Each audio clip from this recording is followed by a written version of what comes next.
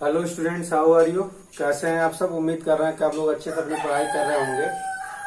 आज हम लोग क्लास 11th का फिजिक्स जो हम लोग पढ़ रहे थे, motion in a straight line path, उसी का अगला आइटम है गति का ग्राफीय निरूपण। थोड़ा ग्राफ के माध्यम से जो गति है उसको हम लोग जानने की कोशिश करेंगे।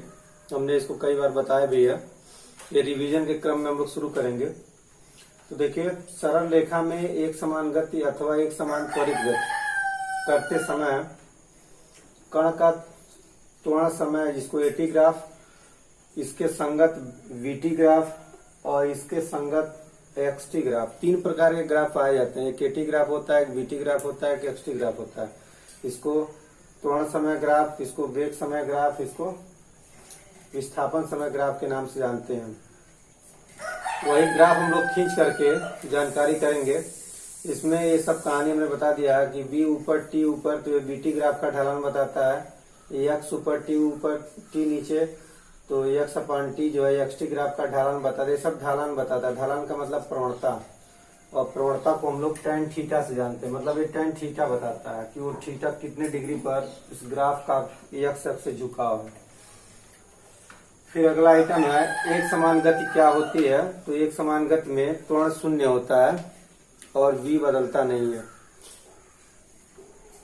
अगला आइटम है, अगर ग्राफ की बात करें तो a बराबर 0 में जो एटी ग्राफ है वो टी एक्स के समांतर होता है। मतलब a बराबर 0 में हमारा अगर ये टी ग्राफ है, यह ए है और ये टी है, तो अगर ये को 0 करेंगे तो ये ठीक इसी एक्सिस पर आ जाएगा। नहीं, जो हमारा ग्राफ होगा, इसको हमने पिछले वीडियो में भी बताया था। ये ग्राफ को मैं थोड़ा गाढ़ा कर लेता हूँ।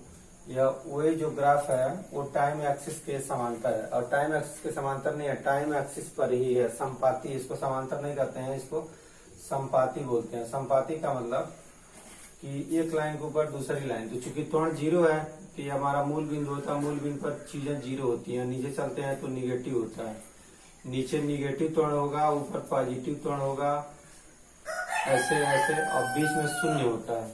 तो अगर ये 0 है तो जो हमारा ग्राफ बनता है वो टाइम एक्सिस के ऊपर बनता है। अब आइए दूसरा आइटम, यदि v नियत है तो vt ग्राफ टी एस के समांतर होता है।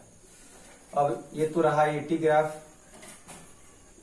अब इसी में इसमें वेलोसिटी इसमें भी कांस्टेंट होती है। जो वेलोसिटी होती है वो कांस्टेंट होती है। कांस्टेंट क्यों होती है? क्योंकि ये शून्य है, ये बढ़ने घटने वाला नहीं है, तो वेलोसिटी कांस्टेंट वैसे भी होगी।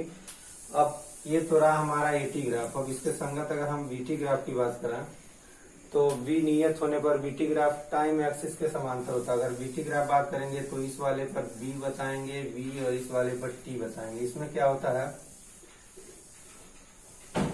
कि वेग नियत का मतलब ये हो गया कि अगर हम नीचे भी दिखावें तो निगेटिव वेलोसिटी होगी, ये पॉजिटिव वेलोसिटी होगी, और ये कोई वेलोसिटी होगी, वो मान लिया जाए कोई v वेलोसिटी है, चाहे कुछ भी वेलोसिटी है, u तो नहीं मानेंगे, v मानते हैं, कोई वेलोसिटी है। तो ये वेलोसिटी जैसे जैसे टाइम इंक्रीज हो रहा है, वेलोसिटी में कोई परिवर्तन नहीं आ रहा, क्योंकि वेलोसिटी से एक्सिस पर चलेंगे। मान लिया जाए कोई 5 है, कोई 10 है, तो वेलोसिटी टाइम तो हमारा 1 2 3 4 बढ़ रहा है, लेकिन वेलोसिटी हमेशा 10 ही है, यानी समय बढ़ने के साथ वेलोसिटी फिक्स है। तो जो ये ग्राफ हमारा आया, ये जो ग्राफ हमारा, जिसको बीटी ग्राफ बोलेंगे, ये ग्राफ टी एक्सिस के पैरेलल है। टी एक्सिस के पैरेलल, तो जब बीटी ग्राफ टी एक्सिस के पैरेलल होगा तो वेलोसिटी कांस्टेंट को बताता है। वेलोसिटी कांस्टेंट में भी एक्सेलरेशन 0 होता है। तीसरी बात, अगर एक्सटी ग्राफ की बात करें, अगर इसके संगत हम लोग एक्सटी ग्राफ बतावें तो एक्सटी ग्राफ में क्या कहानी बनती है,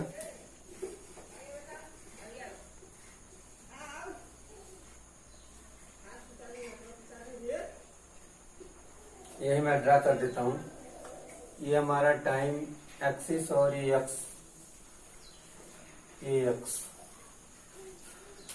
तो यहाँ जो भी हमारा ग्राफ बनता है वो नियत एंगल बनाता है।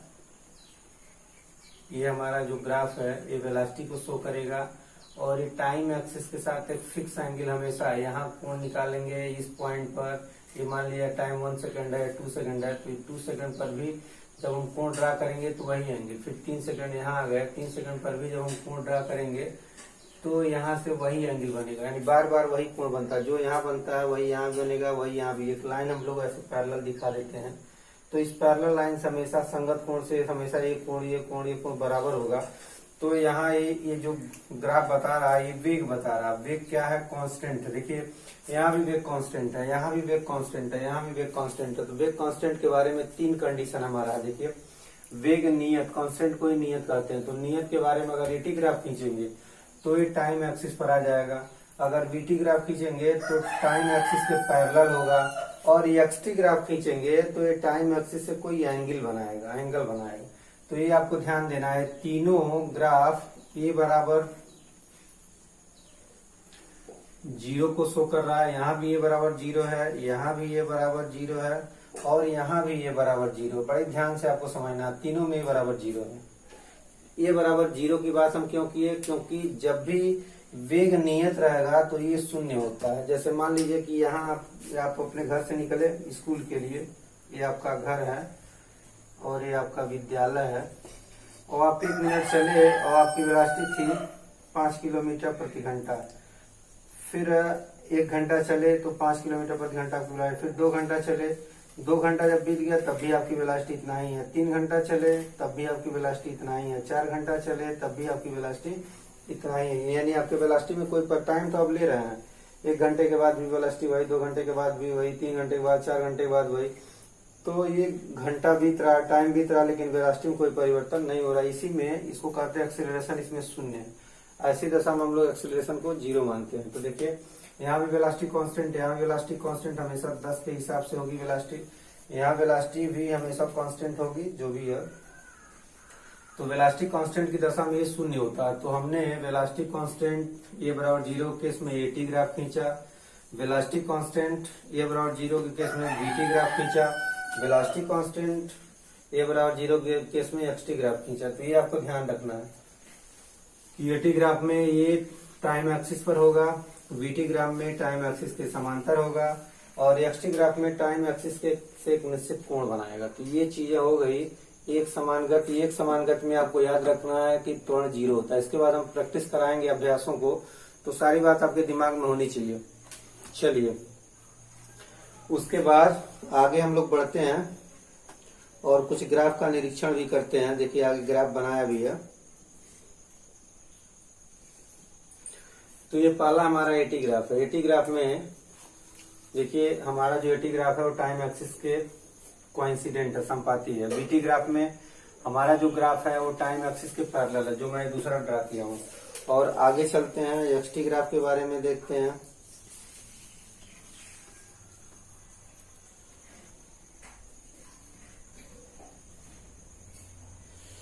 हाँ, यह ध्यान दीजिए, यहाँ एक ग्राफ ऐसे भी है। तो यहाँ भी ये जो ग्राफ है वो टाइम एक्सिस के पैरेलल, लेकिन नीचे की ओर है। तो नीचे की ओर अगर ग्राफ रहेगा वो से नीचे होगा, तो यहाँ जो है वेग नियत तो रहता है लेकिन निगेटिव रहता है। ये भी वेग नियत है, ये भी वेग नियत है, दोनों में वेग नियत है। लेकिन नीचे आने का मतलब, वो से नीचे आने का मतलब वेलोसिटी वो आपकी निगेटिव हुई। देखिए इसमें जो वेलोसिटी है वो ऊपर है, वेलोसिटी ये जो वेलोसिटी टाइम ग्राफ ऊपर है, तो यहाँ वेग कुछ पॉजिटिव होगा, और यहाँ वेलोसिटी नीचे, वेलोसिटी टाइम ग्राफ नीचे है। ये जो गाढ़ा रहता है इसी ग्राफ मानते हैं, तो टाइम एक्सिस है। यहाँ भी टाइम एक्सिस है, ये गाढ़ा है, ये गाढ़ा है। तो नीचे होने का मतलब, वो से नीचे होने का मतलब वेलोसिटी निगेटिव होगी, और वो से ऊपर होने का मतलब वेलोसिटी पॉजिटिव होगी। लेकिन नियत इसको भी कहेंगे, नियत इसको भी कहेंगे। ये अगर पूरब की तरफ डायरेक्शन में है 10 मीटर पर सेकंड, तो पश्चिम की तरफ डायरेक्शन में है, यानी निगेटिव हो जाएगा। वेक्टर क्वांटिटी जब निगेटिव होती है तो उसका डायरेक्शन चेंज हो जाता है। अगले चैप्टर में हम लोग वेक्टर को भी अच्छे से पढ़ेंगे, चौथे अध्याय में। अगला आइटम देखिए, अगला आइटम आपका देखिए एक्सटी ग्राफ है। तो एक्सटी ग्राफ यहाँ भी एक्सीलरेशन 0 होगा, और एक्सटी ग्राफ में जो हमारा ये ग्राफ है ये टाइम एक्सिस के साथ एक एंगल बनाता है। जैसे जैसे टाइम हम बढ़ाएंगे, टाइम यहाँ 1 सेकंड, 2 सेकंड, 3 सेकंड, तो ऑलवेज आपको ये ग्राफ ऑलवेज ये एंगल जो है सेम होगा। जैसा कि हम यहाँ बताए हैं कि आप आगे बढ़ेंगे 1 सेकंड पर, तब भी यहाँ से एंगल वही बनेगा, 2 सेकंड पर भी एंगल वही बनेगा, 3 सेकंड पर भी एंगल वही बनेगा। ये एंगल चेंज नहीं होगा। जब एंगल चेंज नहीं होता है तो ये हमारे वेग कांस्टेंट को बताता है, क्योंकि वेलोसिटी होती है tan थीटा के बराबर। तो ये चीज आपको ये ध्यान रखना है। अब आइए आगे हम लोग देखते हैं। यहाँ एक ग्राफ हमने देखा ऐसे बना था, ये एक्सटी ग्राफ है, यहाँ भी एक्सटी ग्राफ है लेकिन ऐसे बना। थोड़ा सा मैं और फिगर को ऊपर करता हूँ, दोनों ग्राफों को अब ध्यान से देखिए। ये ग्राफ जो है 90 अंश से कम कोण बना रहा है, ये ग्राफ एक्स एक्सिस से 90 अंश से ज्यादा कोण बना रहा। तो आपको हमने बताया था कि जब 90 अंश से ज्यादा कोण बनता है तो वो tan थीटा की वैल्यू निगेटिव आती है, और tan थीटा वेग को बताता है तो वेग निगेटिव हो जाएगा। तो ये ध्यान रखिएगा कि यहाँ जो एंगल बनेगा वो 90 से अगर कम होगा तो वेग पॉजिटिव होगा, और अगर ये एंगल टाइम एक्सिस से 90 से ज्यादा, देखिए लगभग 135 डिग्री करीब जा रहा है, तो ये 90 से ज्यादा है तो जो वेग बताएगा ये निगेटिव बताएगा। तो अगर ऐसे चलते हैं तो वेग पॉजिटिव, और ऐसे ग्राफ होता है तो वेग निगेटिव। तो हमको एंगल ध्यान देना है, ये 90 से कम है पॉजिटिव वेग होगा, 90 से ज्यादा है निगेटिव वेग होगा। उसके बाद अब हम आते हैं त्वरित गति में। त्वरित गति में त्वरण 0 नहीं होगा। देखिए एक समान त्वरित गति, अब यहाँ हम त्वरण 0 की बात किए थे, अब हम 0 की बात नहीं करेंगे। अब त्वरण कुछ न कुछ आएगा, यानी वेग हर सेकेंड बढ़ेगा। तो जब वेग बढ़ता है तो उसमें एक्सीलरेशन आता है, तो अब हम उसकी बात कर रहे हैं।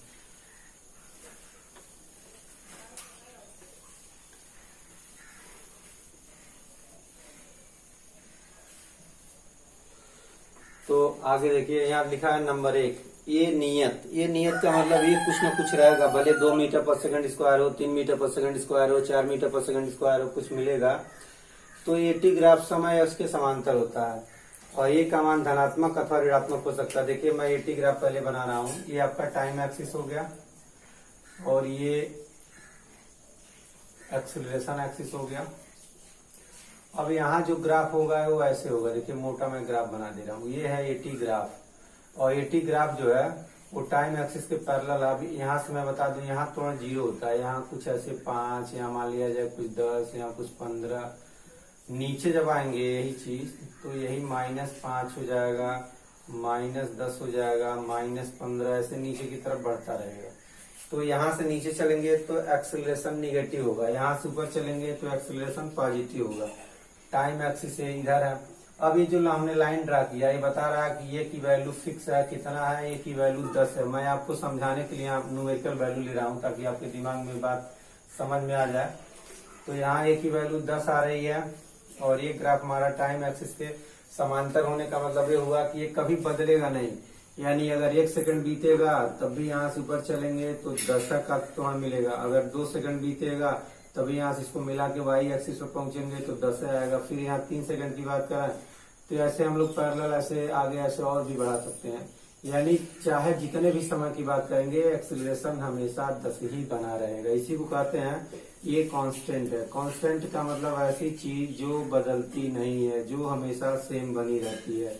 तो ये हमारा हो गया एटी ग्राफ। तो आपसे पूछा जाए कि अगर एक्सीलरेशन फिक्स है, यानी एक्सीलरेशन बदल नहीं रहा, तो एटी ग्राफ बनाइए, तो आप ऐसे बना देंगे एटी ग्राफ। ये हमारा पाला हो गया।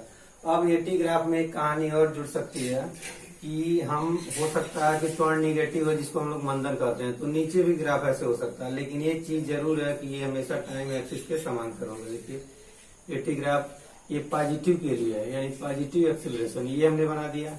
अब एटी ग्राफ यहाँ ये निगेटिव एक्सीलरेशन बता रहा है, तो निगेटिव एक्सीलरेशन का क्या मतलब, मंदन होता है, जिसको रिटार्डेशन बोलते हैं, डी एक्सीलरेशन भी बोलते हैं इसको। तो एटी ग्राफ ऐसे भी हो सकता है, यहाँ एटी ग्राफ जो है टाइम एक्सिस के समांतर हो, भले नीचे हो चाहे ऊपर हो, ऐसे ऐसे है तो समांतर मानेंगे, चाहे नीचे हो चाहे ऊपर है। नीचे होने का क्या मतलब, एक्सीलरेशन निगेटिव, जिसको हम लोग रिटार्डेशन या डी एक्सीलरेशन हिंदी में मंदन बोलते हैं, ऊपर रहेगा तो चीज पॉजिटिव होगा। तो जब ये फिक्स है तो एटी ग्राफ में एटी ग्राफ टाइम एक्सिस के पैरेलल होगा। ये बात हम लोग जान गए, नंबर 1। नंबर 2 पर चलते हैं। नंबर 2 देखिए, जब ये धनात्मक है, जब ये धनात्मक है तो ये हमने सब बताया भी आपको, v बराबर u प्लस एटी होता है, v बराबर u प्लस एटी जो हमारा इक्वेशन ऑफ मोशन है, और x की value ut plus half a t square और एक बी स्क्वायर बराबर यू स्क्वायर। चूंकि यहाँ टाइम एक्सिस की बात कर रहे हैं इसलिए टाइम को के संदर्भ में सिर्फ दो इक्वेशन होता है, तीसरा नहीं होता, क्योंकि उसमें टाइम आता ही नहीं। तो हम दो इक्वेशन की बात करेंगे कि b बराबर u plus a t, x बराबर u t plus half a t square. चलिए, तो ये कहानी समझ में आ गई आपको। अब कह रहा बीटी ग्राफ एक सरल रेखा होगा। अब थोड़ा इसी के हिसाब से हम बीटी ग्राफ बना लें। तो इसमें ध्यान देना आपको ये है कि जो ये टी ग्राफ है इसमें एक टाइम एक्सिस के पैरेलल, अगर इसके अकॉर्डिंग हम बीटी ग्राफ बनाना तो बीटी ग्राफ एक सरल रेखा होगा।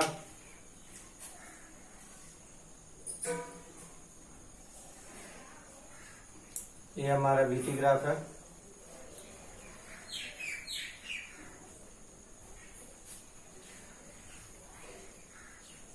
और ये ऐसे हमको मिलेगा बीटी ग्राफ सरल रेखा। बीटी ग्राफ जो बताता है वो एक्सीलरेशन बताता है। देखिए ध्यान दीजिए, क्योंकि बहुत लड़के कंफ्यूज होते हैं, समझ नहीं पाते हैं ग्राफ को। ग्राफ को समझना बहुत जरूरी है। जब बीटी ग्राफ हम इसके कॉरेस्पॉन्डिंग बनाएंगे, मतलब ये चीज भी यही चीज बता रहा है जो ये भी एक ग्राफ बताया एटी ग्राफ। एटी ग्राफ क्या बताता है कि ए की वैल्यू अगर ऊपर खींचेंगे तो पॉजिटिव 10 होगी और हमेशा 10 ही बनी रहेगी, और नीचे खींचेंगे तो निगेटिव 10 होगी। तो हम पॉजिटिव 10 की बात करते हैं, इसको ऊपर खींच देते हैं यहाँ पर। ये हमारा एटी ग्राफ है जो पॉजिटिव ए की वैल्यू 10 को बता रहा है, 10 मीटर पर सेकंड स्क्वायर। अब यहाँ हम आते हैं,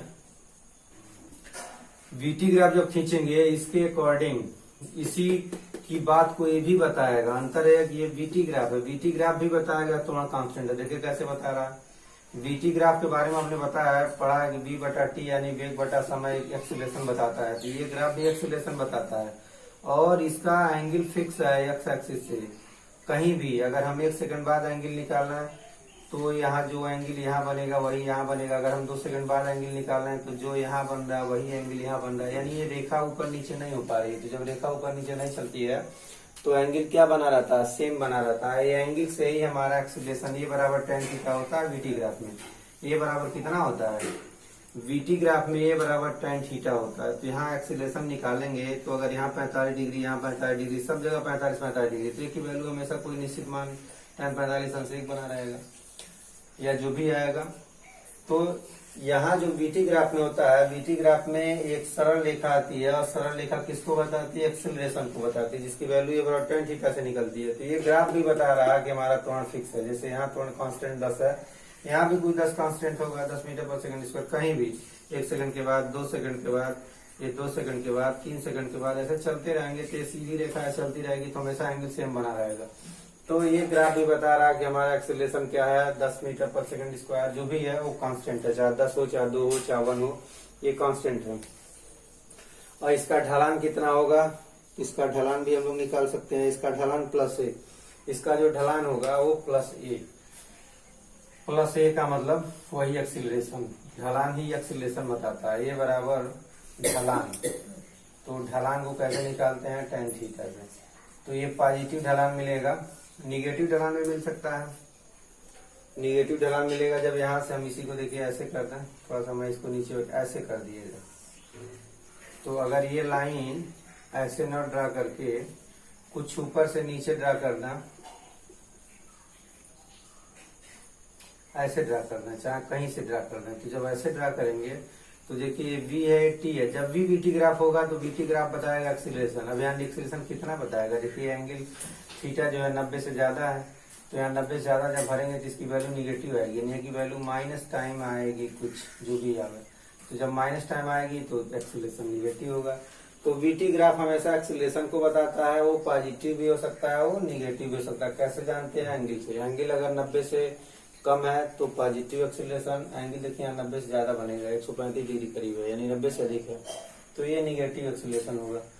तो हमने बीटी ग्राफ को देख लिया। अब इसके अकॉर्डिंग मैं आपको एक्सटी ग्राफ भी बनाऊंगा। नीचे चला जाए,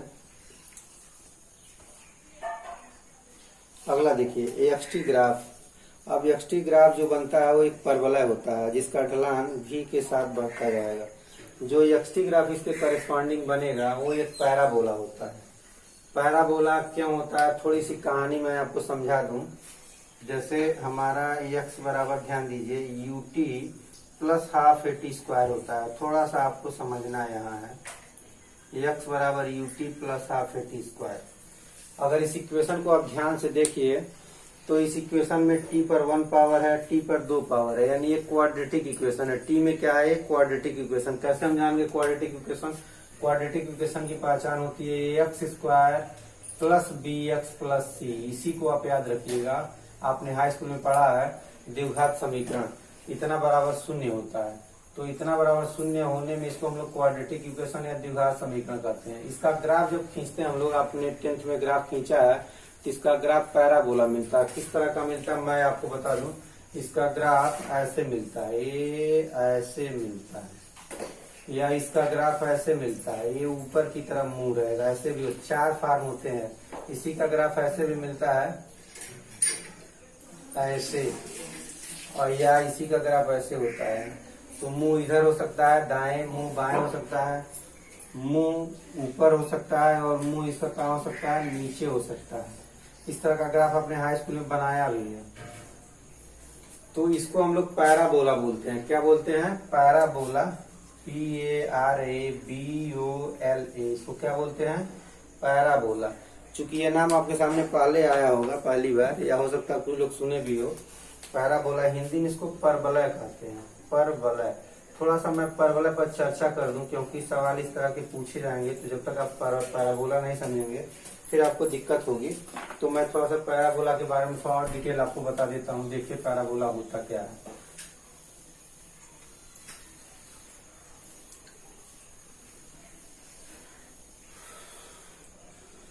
तो पैराबोला का जो स्टैंडर्ड इक्वेशन है, आप पढ़ेंगे इसको लास्ट में। 4ax y square is equal to 4ax होता है प्लस और माइनस के साथ, और दूसरा होता है x square is equal to plus minus 4ax। 4 equation होते हैं। यहाँ वाई स्क्वायर बराबर प्लस 4ax, वाई स्क्वायर बराबर माइनस 4ax। 2 साइन में लिखा हूँ, तो 2 समीकरण यहाँ है इसका, और 2 यहाँ है, तो 2 मिला करके कुल 4 फॉर्म होते हैं, 4 स्टैंडर्ड फॉर्म होते हैं। इसको थोड़ा सा आप लोग लिख लेंगे, बनाते चलेंगे तो बहुत अच्छा रहेगा। देखिए एक फॉर्म ऐसे होता है, ऐसे, ये हमारी एक्स एक्सिस होती है, एक्स एक्स डैश, ये मूल बिंदु होता है, ये वाई वाई डैश। इसका इक्वेशन होता है y square is equal to plus 4ax। Plus लिखा नहीं आता है, ऐसे। फिर दूसरा होता है, इसका मुंह इधर होता है, ये हमारा एक्स एक्सिस है और ये वाई एक्सिस है। इसका इक्वेशन होता है वाई स्क्वायर बराबर माइनस 4ax। देखिए यहाँ माइनस क्यों हो गया, क्योंकि यहाँ जो एक्स एक्सिस ले रहा है वो निगेटिव वाला ले रहा है, यहाँ प्लस या पॉजिटिव वाला लिया गया।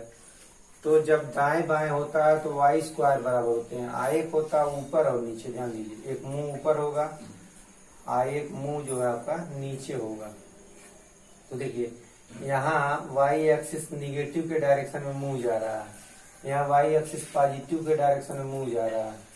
तो ये जब एक्सिस ऊपर, जब मुंह ऊपर या नीचे हो जाएगा तो एक्स स्क्वायर बराबर लिखते हैं, यहाँ वाई आ जाता है, मतलब एक्स वाई बदल जाता है। इसको यहाँ ले लीजिए, इसको यहाँ ले लीजिए, तो इसका इक्वेशन हो जाता है एक्स स्क्वायर बराबर प्लस 4ay। अब देखिए यहाँ प्लस लिखेंगे क्योंकि यहाँ वाई पॉजिटिव है।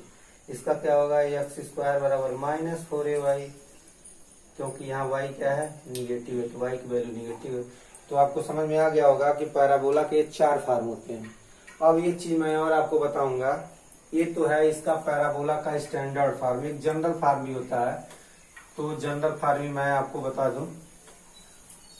जनरल फॉर्म में क्या होता है कि एक्स वाई के साथ कुछ चीजें ऐड रहती हैं। एक्स वाई के साथ हमेशा कुछ न कुछ कांस्टेंट राशि, जैसे इसको लिख दिया जाए तो कुछ न कुछ इसके साथ जुड़ा रहेगा। ये आता है वाई प्लस के का होल स्क्वायर बराबर 4a, और यहाँ एक्स के साथ कुछ ऐसे एच जुड़ा रहेगा। तो ध्यान रखिएगा कि जब y और x में कुछ चीजें जुड़ जाएंगी इस इक्वेशन में, इसको कहते हैं जनरल फॉर्म ऑफ पैराबोला। कौन सा form? General form of parabola. General form of parabola, इसको कहते हैं परवलय का व्यापक रूप। परवलय का व्यापक रूप, तो व्यापक रूप को भी हमने आपको बता दिया, ये ऐसे होता है।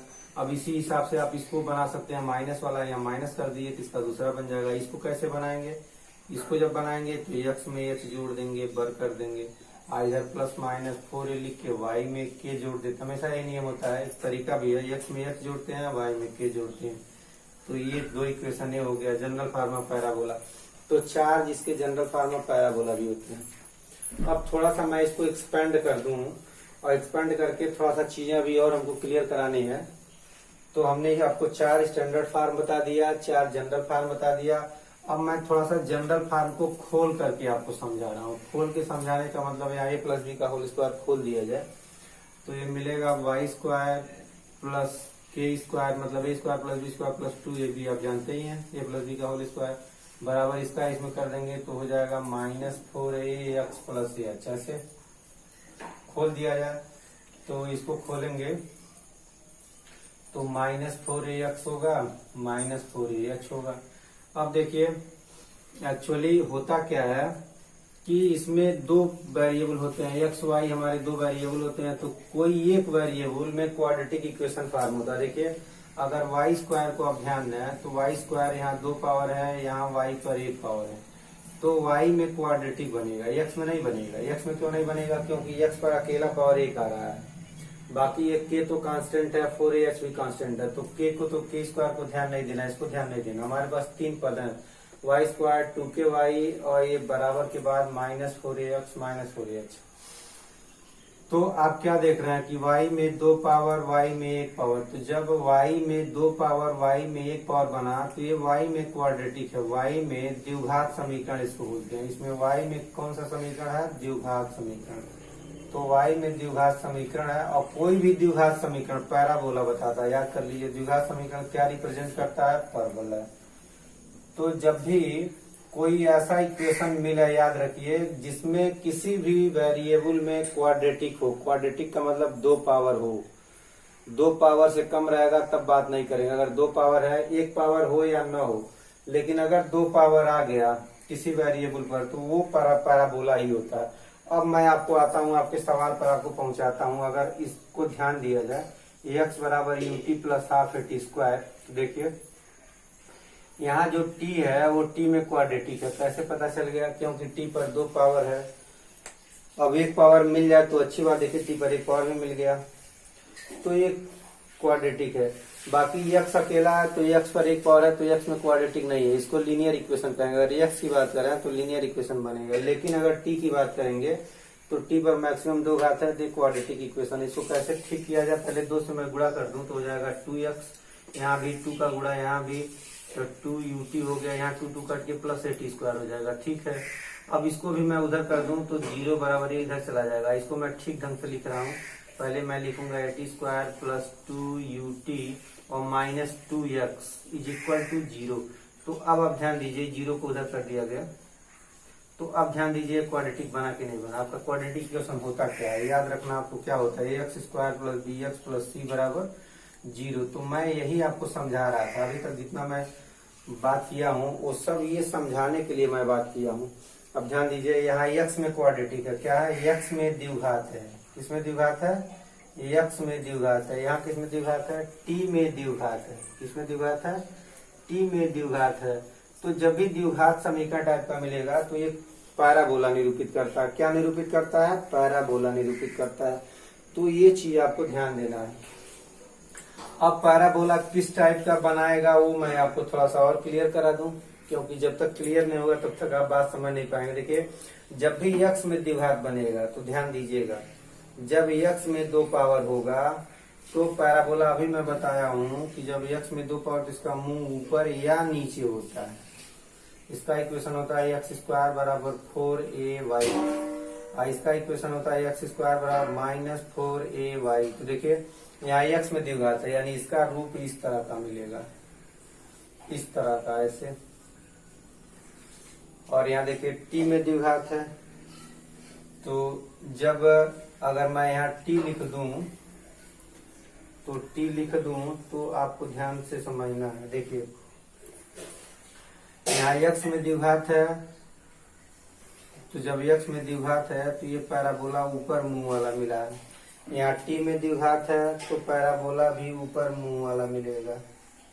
और दूसरी वैल्यू x है, यहाँ देखिए दूसरी वैल्यू y है, तो जो ये y रहता है वो इस वाले एक्सिस को बताता है। किस वाले? ये y एक्सिस को बताता है, यानी x स्क्वायर से तो हमने ये जाना कि मुंह ऊपर होगा, अब y एक्सिस को एक कवर करेगा। यहाँ देखिए यहाँ भी ये y एक्सिस को कवर करेगा। कौन? ये x वाला, यानी यहाँ ये जो बताएगा ये y एक्सिस को, तो इसको मैं y एक्सिस को ये x वाली वैल्यू बताएगी। अब यहाँ तक कुछ चीजें क्लियर हुई। अब मैं आपको ले चलता हूँ आपके सवाल पर। ये सब तो बेसिक कॉन्सेप्ट थे जिसको समझना है। अभी आप फिलहाल नहीं समझ में आएगा तो भी कोई बात नहीं है, लेकिन इतना याद रखिए कि अगर किसी चीज में द्विघात समीकरण है तो द्विघात समीकरण जो है परवलय बताता है। अब परवलय का मोटी मोटा हमने रूप आपको बता दिया कि पैराबोला होता क्या है।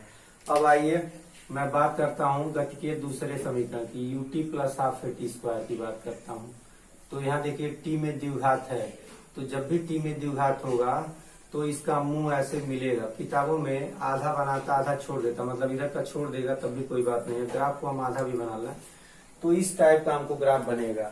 तो जो ये ग्राफ है ये वाला, देखिए t में द्विघात है, तो टाइम एक्सिस ये ग्राफ हो गया। आगे जो x बचा है, u पर हम लोग ध्यान नहीं देते हैं, ये सब चीजें कांस्टेंट है, ये और u कांस्टेंट है, सिर्फ x और t की बात करते हैं। तो t तो हम लोग जानते हैं टाइम एक्सिस, इस वाले को x बताते हैं, यानी ये xt ग्राफ है। ध्यान दीजिए अब क्या कौन सा ग्राफ बन गया? xt ग्राफ, यानी x बराबर ut plus half T square कौन सा ग्राफ बनेगा? xt graph. क्यों xt ग्राफ की बात करते हैं? क्योंकि t तो होता ही है, t में तो आपको शक है नहीं, t तो रहता है, इसको टाइम एक्सिस बोलते हैं। इसको x कब बोलेंगे? जब देखिए यहाँ x बराबर किया गया है, तो x बराबर किया गया है तो x बोलेंगे। तो ये होता भी है xt ग्राफ, इस पर x डिस्प्लेसमेंट को शो करते हैं, इसको टाइम एक्सिस को शो करते हैं। तो ये आपका xt ग्राफ हो गया। यही जो है किताब में दिया हुआ है, लेकिन हम लोग बातों को समझ नहीं पा रहे हैं। चलिए अब लिखा है xt ग्राफ एक परवलय होगा जिसका ढलान v समय के साथ बढ़ता जाएगा, जिसका ढलान जो है वो समय के साथ बढ़ता जाएगा। अब मैं इस चीज को समझा रहा हूँ क्योंकि ये सब बहुत ही चीजें समझने वाली चीजें, जब तक आप समझेंगे नहीं तब तक आपका दिमाग नहीं समझ में आएगा, आपको खुलेगा नहीं दिमाग। देखिए तो xt ग्राफ एक पैराबोला होगा, इसको हमने डिस्कस कर दिया आपको, और जिसका ढलान समय के साथ बढ़ता जाएगा। मैं थोड़ा सा इस बात को बता दूं, मान लिया जाए कि ऐसे आपका ग्राफ बन रहा है, ये आपका 1 सेकेंड है, ये 2 सेकेंड है, ये 3 सेकेंड है, ये 4 सेकेंड, इस पर हमारा समय बढ़ता है। तो अगर हम यहाँ 1 सेकेंड पर चलाएं तो यहाँ ढलान निकालने के लिए एक स्पर्श रेखा खींचते हैं, एक क्षैतिज लाइन खींचते हैं, तो ढलान हमको 10 डिग्री या 15 डिग्री यहाँ कुछ देखने को मिल रहा है, कुछ मिल रहा 10 डिग्री हो। अब हम चलाएं 2 पर, चलिए तो 1 पर हमने ढलान निकाला 10 डिग्री मिला। ढलान को हम लोग m भी कहते हैं, m बराबर 10 डिग्री 10 डिग्री। ये t बराबर 1 पर, यहाँ मैं लिख देता हूँ t बराबर 1 पर जो ढलान मिला वो 10 डिग्री मिला। चल सीधे सीधे 10 डिग्री लिख दिया जाए, थीटा बराबर 10 डिग्री। चलिए अब t बराबर 2 पर बात करें, जब t बराबर 2 पर बात करेंगे तो ये पहले हम यहाँ टेंजेंट लाइन खींचते हैं, एक क्षैतिज रेखा खींचते हैं, ये एंगल जो है लगभग 30 डिग्री लग रहा है। तो अगर हम t बराबर 2 सेकेंड की बात करें तो थीटा की वैल्यू 30 डिग्री आ रही है। अब फिर इसको मैं मिटा देता हूँ। अब हम 3 सेकंड पर चलते हैं, ऐसे लम्ब डाल दिए, यहाँ से एक टेंजेंट लाइन ड्रा कर दी, सटा सट छूती हुई रेखा, स्पर्श रेखा कहते हैं। यहाँ से एक क्षैतिज रेखा खींच दी इसके पैरेलल, तो इसके पैरेलल एक रेखा हमने खींच दिया, ये एंगल लगभग 50 डिग्री जा रहा है। तो हम देखे कि जब t बराबर 3 सेकंड पर आए तो थीटा की वैल्यू 50 डिग्री आ रही है। तो आप क्या समझ पा रहे हैं? आप इसको ऐसे अपनी भाषा में कह सकते हैं कि जैसे जैसे टाइम बढ़ेगा वैसे वैसे ग्राफ का ढलान भी बढ़ेगा। यही बात यहाँ कहा जा रहा है कि xt ग्राफ एक परवलय होगा जिसका ढलान समय के साथ बढ़ता जाएगा, समय के साथ बढ़ता जाएगा। अब आइए तीसरा आइटम, जब ये निगेटिव होगा तो क्या होगा? ये निगेटिव, तो ये निगेटिव के केस में इसका ग्राफ कुछ ऐसे बन जाता है, ये ऐसे बनता है। अब मैं इसको समझा रहा हूँ, ये xt ग्राफ ऐसे बनता है। अब यहाँ 1 सेकेंड आपका है, यहाँ 2 सेकेंड है, यहाँ 3 सेकेंड है, यहाँ 4 सेकेंड है, इसी तरह 5 सेकेंड है। अगर हम 1 सेकेंड की बात करें 1 सेकेंड। तो यहाँ से हम यहाँ आए तो एक स्पर्श रेखा खींचेंगे और एक यहाँ जमीन के समांतर रेखा खींचेंगे। तो यहाँ कुछ एंगल मिला, मान लिया जाए कि वो कुछ है, क्या मान लिया जाए, इसको 40 डिग्री मान लेते हैं। फिर 2 सेकेंड के सामने हम फिर ग्राफ में टच करेंगे, फिर यहाँ से एक स्पर्श रेखा खींचेंगे, फिर यहाँ से कैसे खींचेंगे, तो 35 डिग्री आ गया। चलिए 3 सेकंड पर हम बात करें तो 3 सेकंड पर हम चलेंगे तो एक स्पर्श रेखा खींचेंगे, एक क्षैतिज रेखा, ये आपका 25 डिग्री हो गया। फिर 4 पर हम चलेंगे, तो 4 पर अगर चलें तो 4 के सामने ग्राफ को मिलावे तो एक स्पर्श रेखा खींचेंगे, का ये लगभग 15 डिग्री आ गया। तो आप क्या देख रहे हैं कि ग्राफ अगर ऐसे तो ऐसे ग्राफ था तो यहाँ एंगल बढ़ता जा रहा था, यहाँ ग्राफ ऐसे चल रहा है तो यहाँ एंगल घटता जा रहा है। तो ऐसी दशा में हमारा जो एक्सेलरेशन है वो निगेटिव शो करता है कि एक्सेलरेशन जो है वेग निगेटिव हो रहा है। एक्चुअली एक्सटी ग्राफ है तो ये वेग निगेटिव, एक्सटी ग्राफ हमारा वेग को बताता है, तो वेग घट रहा है। वेग घटने का क्या मतलब, जो एक्सेलरेशन है वो निगेटिव एक्सेलरेशन काम करता है। तो यही बात कर रहा है कि जब ये ऋणात्मक है तब कौन सी कहानी होगी। चलिए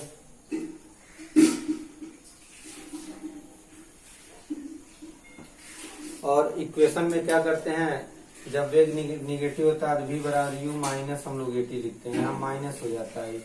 और एक होता है x बराबर ut minus half eighty square. कहने का मतलब ये निगेटिव, ये की वैल्यू निगेटिव होती है तो इस समीकरण हम लोग ऐसे बना लेते हैं। तो समीकरण ऐसे बनेगा जब थीटा घटता जाएगा और जब थीटा बढ़ता जाएगा तो समीकरण में यहाँ प्लस प्लस लेते हैं, ये पॉजिटिव होता है, यहाँ ये निगेटिव। तो ये बातें हम लोग समझ लिए, आगे चलते हैं।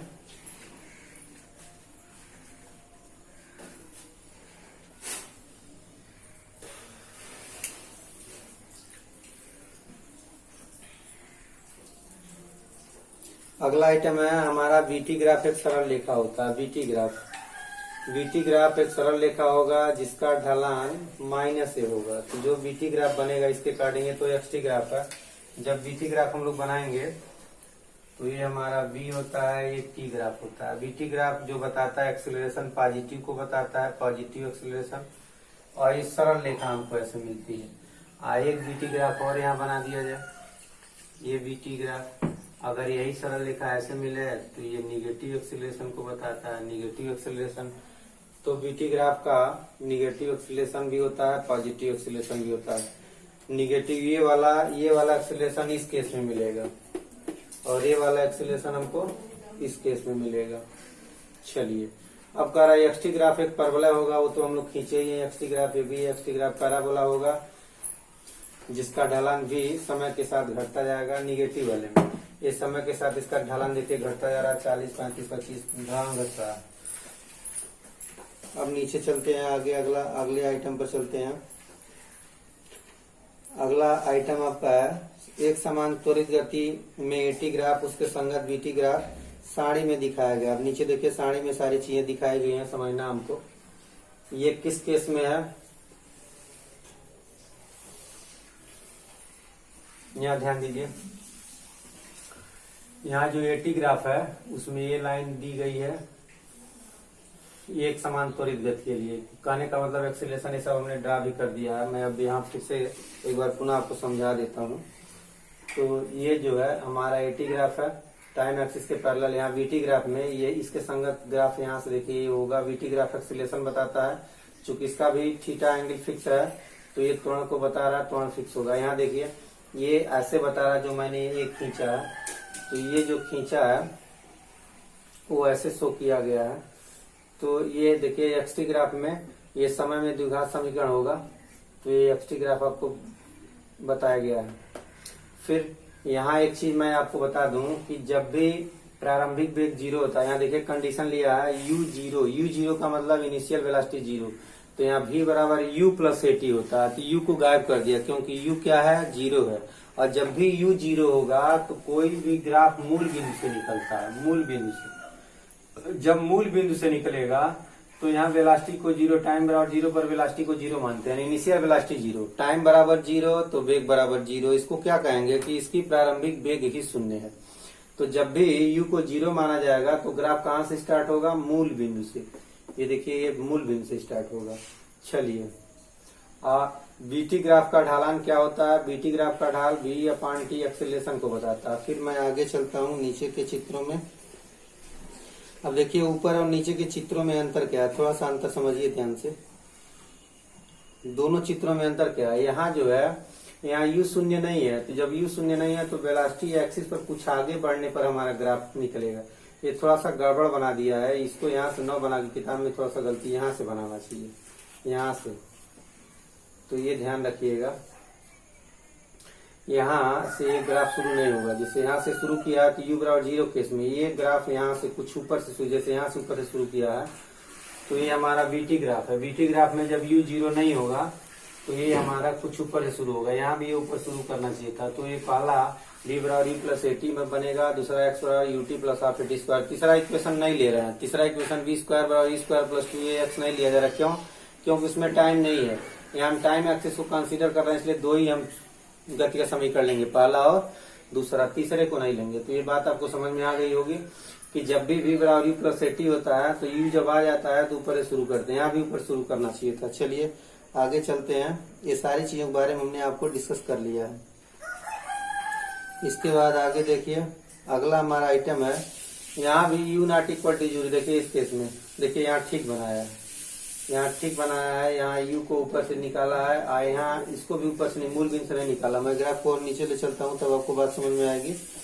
देखिए नीचे, देखिए यही मैं कहना चाह रहा था कि यहाँ मूल बिंदु से नहीं निकालेंगे। इस वाले फिगर में सही बनाया, मूल बिंदु के ऊपर से निकाला। तो ये इक्वेशन b बराबर u प्लस ए टी होगा, यहाँ x बराबर u t plus half a t square होगा।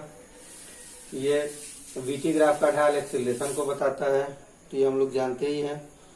चलिए इसके बाद आगे चलते हैं। अगला जो हमारा आइटम है उसको देखा जाए। यहाँ ऋणात्मक, देखिए हर चीज निगेटिव को बताया। वो जितना चीज हम लोग पढ़े वो सब पॉजिटिव बता रहा था। हम निगेटिव क्यों बताया? क्योंकि यहाँ देखिए मूल बिंदु के नीचे ये टी ग्राफ है। ये सब मैं आपको डिस्कस कर लिया हूँ, एक बार पुनः किताब के माध्यम से डिस्कस कर देता हूँ ताकि ये चीजें आपके दिमाग में बैठे हैं। अभी ये चीजें आपको लोग के लिए थोड़ा कठिन लगेंगी, लेकिन आपको प्रैक्टिस करना होगा, रिवाइज करना होगा। और जैसे मैं आपको बता रहा हूँ इसको धीरे धीरे दिमाग में आपको बैठाना होगा, तो धीरे धीरे चीजें आपको क्लियर होंगी। मैं रिवाइज भी कराऊंगा ताकि चीजें क्लियर हो जाए। देखिए ये आपका टी है और ये है, तो ये पॉजिटिव, अगर ये लाइन ऊपर रहता तो त्वरण को पॉजिटिव मानते, क्योंकि देखिए मूल बिंदु से नीचे है, इसलिए त्वरण क्या हो गया? निगेटिव हो गया। निगेटिव त्वरण को ही क्या कहते हैं? मंदन के नाम से जानते हैं। यहाँ देखिए, यहाँ बीटी ग्राफ का जो ढाल है, अगर मैं इस ढाल की बात करूं तो यहाँ एंगल 90 से ज्यादा बन रहा है। देखिए ये 90 से ज्यादा एंगल है। इसका मतलब ये जो बीटी ग्राफ की ढाल जो एक्सीलरेशन बताता है, बीटी ग्राफ का ढाल क्या बताता है? एक्सीलरेशन। लेकिन एक्सीलरेशन कैसा होगा? निगेटिव होगा। क्यों निगेटिव होगा? क्योंकि थीटा की वैल्यू 90 अंश से अधिक है। अब यहाँ आइए, इसकी बात करें तो यहाँ हम ढाल खींचेंगे। अभी मैं ये बताया हूँ आपको, तो ढाल पहले ज्यादा होगा, फिर घट गया, फिर घट गया, फिर घट गया। देखिए यहाँ पर ज्यादा ढाल होगा, फिर यहाँ चलेंगे तो ढाल कम होगा, यहाँ चलेंगे ढाल कम, यानी ढाल घटता जा रहा। ढाल घटने का क्या मतलब? एक्सीलरेशन घटना। एक्सीलरेशन क्या है? घटना। एक्सीलरेशन किसी चीज के घटने को ही ऋणात्मक कहते हैं। कोई चीज घट रहा है यानी वो चीज निगेटिव में जा रहा है। कोई चीज घट रहा है इसका मतलब वो चीज कहाँ जा रहा है? निगेटिव में, यानी त्वरण नहीं होगा। अभी क्या होगा? मंदन होगा। तो ये चीज ध्यान दीजिएगा। तो हमने एटी ग्राफ से मंदन को बता दिया, बीटी ग्राफ से भी मंदन को बता दिया और एक्सटी ग्राफ से भी मंदन को आपको बता दिया।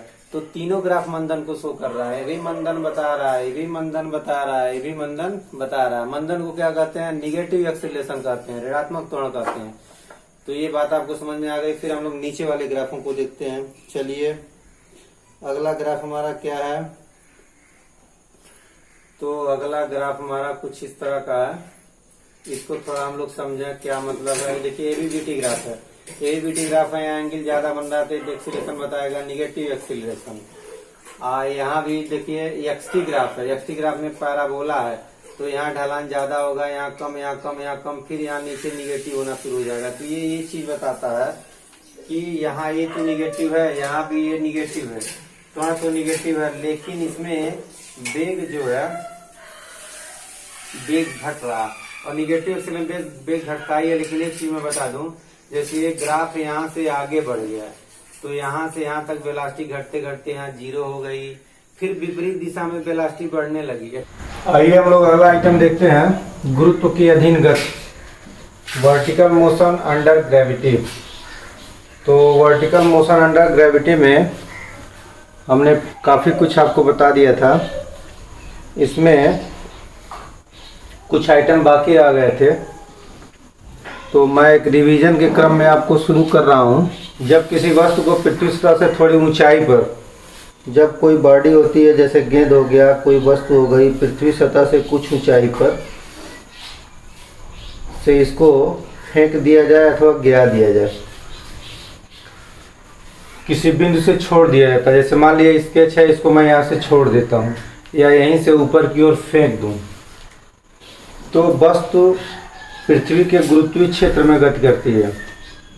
तो इस वस्तु पर ये गुरुत्वीय क्षेत्र में गति करता है। गुरुत्वीय क्षेत्र में गति करने का मतलब ये ऊपर नीचे गति करता है और इस पर गुरुत्वीय त्वरण कार्य करता है। हम गुरुत्वीय क्षेत्र क्यों कहेंगे? क्योंकि हमारा पूरा ब्रह्मांड, जो हम ब्रह्मांड की बात नहीं करेंगे लेकिन अर्थ की बात करेंगे, अर्थ की सराउंडिंग में जितनी भी चीज़ें हैं वो सब गुरुत्वीय क्षेत्र में है। पृथ्वी उनके ऊपर एक फोर्स लगाती है, उसी फोर्स के कारण वो क्षेत्र जनरेट होता है और उसको हम लोग गुरुत्वीय क्षेत्र के नाम से जानते हैं। तो जब भी किसी वस्तु को हम पृथ्वी से किसी ऊपर फेंकते हैं अथवा ऊपर से नीचे गिराते हैं, तो इस तरह का जो ऊपर नीचे का मोशन होता है इसको बोलते हैं हम वर्टिकल मोशन अंडर ग्रेविटी।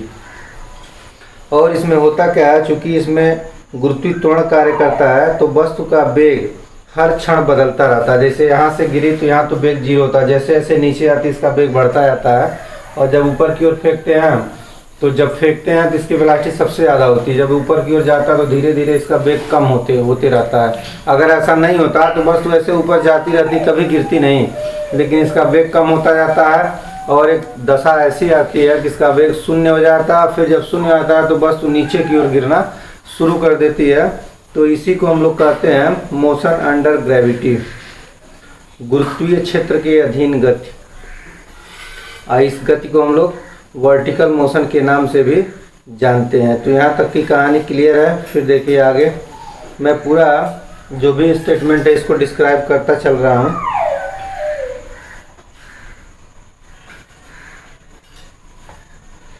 किताबी भाषा में भी जानते रहिए, बाकी हमने अपनी भाषा में आपको सारी कहानी बता दिया है पिछले वीडियोज़ में। तो मैं किताब की भाषा में भी चाह रहा हूँ। और जो त्वरण कार्य करता है जब वस्तु ऊपर से नीचे की ओर गिरती है, चाहे नीचे से ऊपर जाती है, तो जो गुरुत्वीय त्वरण कार्य करता है, जो त्वरण कार्य करता है इसी को गुरुत्वीय त्वरण कहते हैं। इसे जी से निरूपित करते हैं। गुरुत्व के अधीन ऊर्ध्वाधर गति का अध्ययन हम यह मानकर करते हैं, यानी जो भी ये मोशन हमारा होता है ऊपर नीचे वाला, तो इसमें हम यह मान लेते हैं कि वायु का घर्षण नगण्य है। जैसे वायु भी रोकती है, जब इसको ऊपर से नीचे गिराते हैं तो पूरे वायुमंडल में वायु हर जगह विद्यमान है, तो वायु भी इसको रोकने की कोशिश करती है। लेकिन वायु जो रोकती है, जो अवरोध लगाती है, उसको हम लोग नगण्य मान लेते हैं, शून्य मान लेते हैं। और गति की अवधि में वस्तु की पृथ्वी तल से ऊंचाई h पृथ्वी की त्रिज्या r की तुलना में बहुत कम होती है। आप जानते हैं कि पृथ्वी की जो त्रिज्या होती है वो 6400 किलोमीटर होती है। कितनी होती है? 6400 किलोमीटर। ये पृथ्वी की रेडियस होती है, इसको आर ही कहते हैं, रेडियस ऑफ अर्थ। तो पृथ्वी, ये पृथ्वी है और इसकी रेडियस होती है 6400 किलोमीटर। जबकि जब किसी वस्तु को पृथ्वी तल से फेंका जाता है ऊंचाई, किसी ऊंचाई पर, तो generally 1 kilometre, 2 kilometre, 5 kilometre, 10 kilometre, इससे ज़्यादा नहीं होता, अधिकतम 10 किलोमीटर। तो 10 किलोमीटर जो दूरी होती है वो 6400 किलोमीटर की तुलना में बहुत कम होती है। तो जब h का मान, इसको हम लोग ऐसे करते हैं, जब h का मान बहुत छोटा हो आरई से, ऐसी दशा में g का मान कांस्टेंट माना जाता है। g का मान कांस्टेंट माना जाता है, जिसकी वैल्यू 9.8 मीटर पर सेकंड स्क्वायर होती है। तो ये ध्यान रखिएगा, जब किसी वस्तु को हम पृथ्वी तल से ऊपर फेंकते हैं, और कितनी ऊंचाई पर फेंकते हैं? अधिकतम 10 किलोमीटर से ज़्यादा नहीं, 10 किलोमीटर की ऊंचाई। इसको हम कहते हैं कि जो h है, यानी h को अगर हम 10 किलोमीटर मानते हैं, 10 किलोमीटर 6400 किलोमीटर की तुलना में बहुत छोटी राशि है। तो जब त्रिज्या की तुलना में हम ऊंचाई को बहुत कम लेते हैं, ऐसी दशा में g का मान फिक्स होता है, g का मान बदलता नहीं है। लेकिन अगर बहुत ऊंचाई पर फेंक दें इसको हम, जैसे इसको हम 3200 किलोमीटर या मतलब इसके करीब फेंक दें 6400 किलोमीटर, उस दशा में जी का मान बदल जाता है। कितना होता है, कम हो जाता है, वो अगले चैप्टर में हम लोग अध्ययन करेंगे। तो देखिए कारागत के अग्नि वस्तु की पृथ्वी तल से ऊंचाई एच पृथ्वी की त्रिज्या आर की तुलना में बहुत कम है। H is very less than R E, जिससे जी नियत होता है। जी का मतलब वही गुरुत्व त्वरण नियत होता है, मतलब बदलता नहीं है। दूसरा पॉइंट है जी बराबर 9.8 मीटर पर सेकंड स्क्वायर तथा इसकी दिशा ऊर्ध्वाधर नीचे की ओर। जी की दिशा ऑलवेज वर्टिकली डाउनवर्ड होती है। क्यों डाउनवर्ड होती है? इसका कारण यह है कि पृथ्वी हमेशा नीचे की ओर फोर्स लगाता है, ऊपर कभी फोर्स नहीं लगाता है। तो जो बल की दिशा होती है वही त्वरण की दिशा होती है। आपने छोटी कक्षा 9 में पढ़ा होगा F बराबर ma। F वेक्टर क्वांटिटी है, A भी वेक्टर क्वांटिटी है। तो जिस दिशा में त्वरण होता है उसी दिशा में फोर्स भी होता है। तो चूंकि फोर्स नीचे की ओर पृथ्वी लगाती है तो फोर्स की दिशा में गुरुत्व त्वरण भी हमारा काम करता है। तो ये दोनों की दिशा बराबर होती है। इसको हम लोग F बराबर mg कहते हैं। ऊपर नीचे की गति में F बराबर mg होता है। और जमीन पर जो मोशन होता है उसमें F बराबर ma होता है। यहाँ g जो है त्वरण है, यहाँ एक त्वरण है। m अदिश राशि है, m पर तीर नहीं लगाते हैं क्योंकि m स्केलर क्वांटिटी है। तो जो स्केलर क्वांटिटी होती है अदिश राशि पर तीर नहीं लगाते हैं। सिर्फ फोर्स और एक्सेलरेशन दोनों वेक्टर क्वांटिटी है, इसलिए उस पर हम लोग तीर लगा के सदिश रूप में व्यक्त कर देते हैं। तो ये चीज़ आप ध्यान रखेंगे कि जी का डायरेक्शन किधर होता है। कोई भी त्वरण हो उसकी दिशा जनरली बल की दिशा में होती है। अगला आइटम है, तीसरा आइटम गति निर्वात में है, अर्थात वायु का प्रतिरोध नगण्य। हम ऐसा मान के चलते हैं कि हमारा जो मोशन हो रहा है वो निर्वात में हो रहा है। एक्चुअली होता नहीं है, लेकिन हम मान के चलते हैं कि हमारा मोशन निर्वात में हो रहा है। निर्वात का मतलब जहाँ वायु नहीं है। तो जब वायु नहीं है तो वायु इसके ऊपर कोई रोक नहीं लगाएगी, कोई अवरोध नहीं लगाएगी, मतलब इसको गिरने में इसको रोकेगी नहीं। तो वायु का प्रतिरोध हम लोग नगण्य मानते हैं। अब आगे देखिए विशेष में क्या लिखा हुआ है।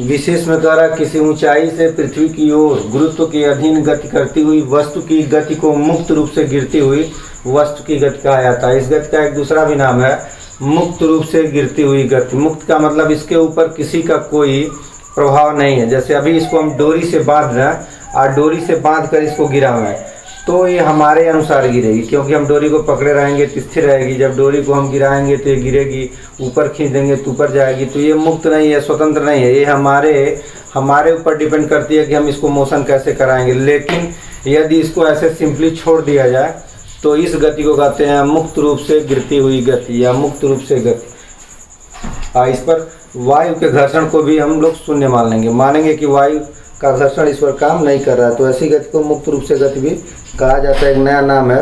अब देखिए इस प्रकार गुरुत्व के अधीन ऊर्ध्वाधर गति एक समान त्वरण जी के अंतर्गत सरल रेखा में गति है। अब देखिए जो भी गति होता है ऊपर नीचे वाली, यह एक सरल रेखा में, सरल रेखा का मतलब वस्तु गिरती है तो ऐसे ऐसे हिलते हुए नहीं गिरती है।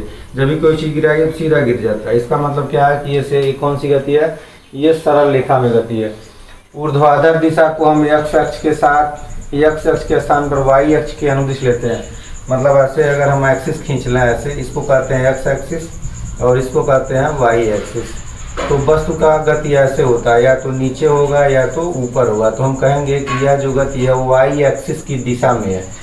दिशा को ही अनुदिश भी कहते हैं। अनुदिश एक शब्द है, तो अनुदिश माने वही दिशा, यानी y अक्ष के अनुदिश यानी y अक्ष की दिशा में। सुविधा के लिए जिस बिंदु से गति प्रारंभ होती है उसे मूल बिंदु मान लेते हैं। मान लीजिए हम यहाँ से गति प्रारंभ किए तो इसको ओरिजिन मान लेते हैं। यहाँ से गति प्रारंभ करेंगे तो इसी को ओरिजिन मान लेंगे। तो जहाँ से गति को प्रारंभ करते हैं, चाहे वो जमीन वाली गति हो चाहे कोई भी गति हो, किसी गति को जहाँ से स्टार्ट किया जाता है उसको ओरिजिन मान लिया जाता है, मूल बिंदु मान लेते हैं।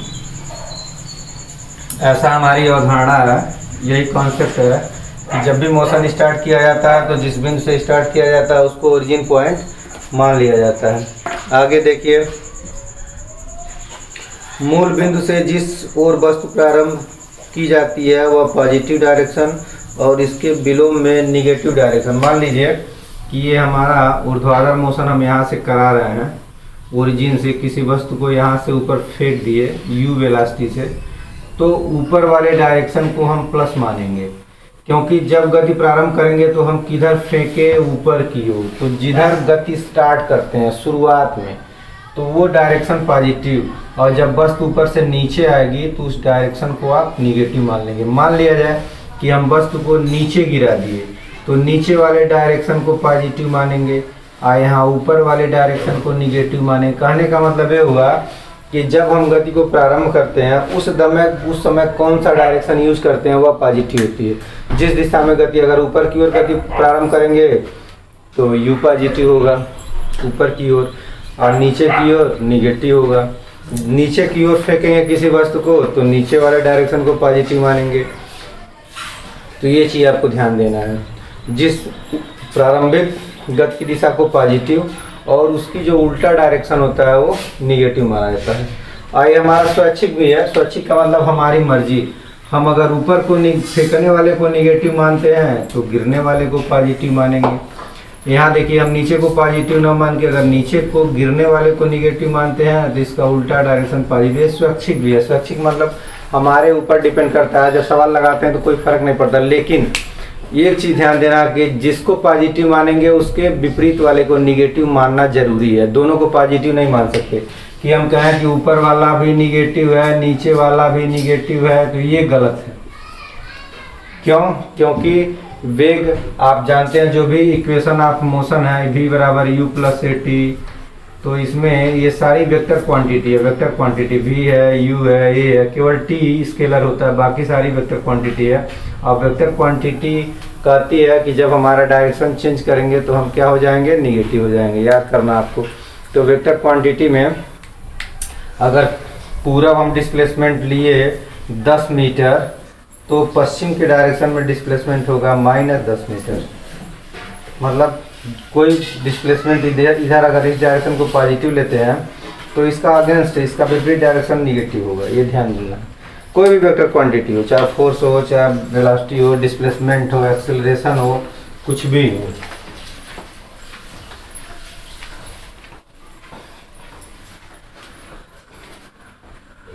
चलिए, उसके बाद ये सब कहानी भी हमने आपको बता दिया था कि जब वस्तु पृथ्वी की सतह से थोड़ी ऊंचाई h पर स्थित बिंदु से नीचे की ओर प्रक्षेपित की जाती है।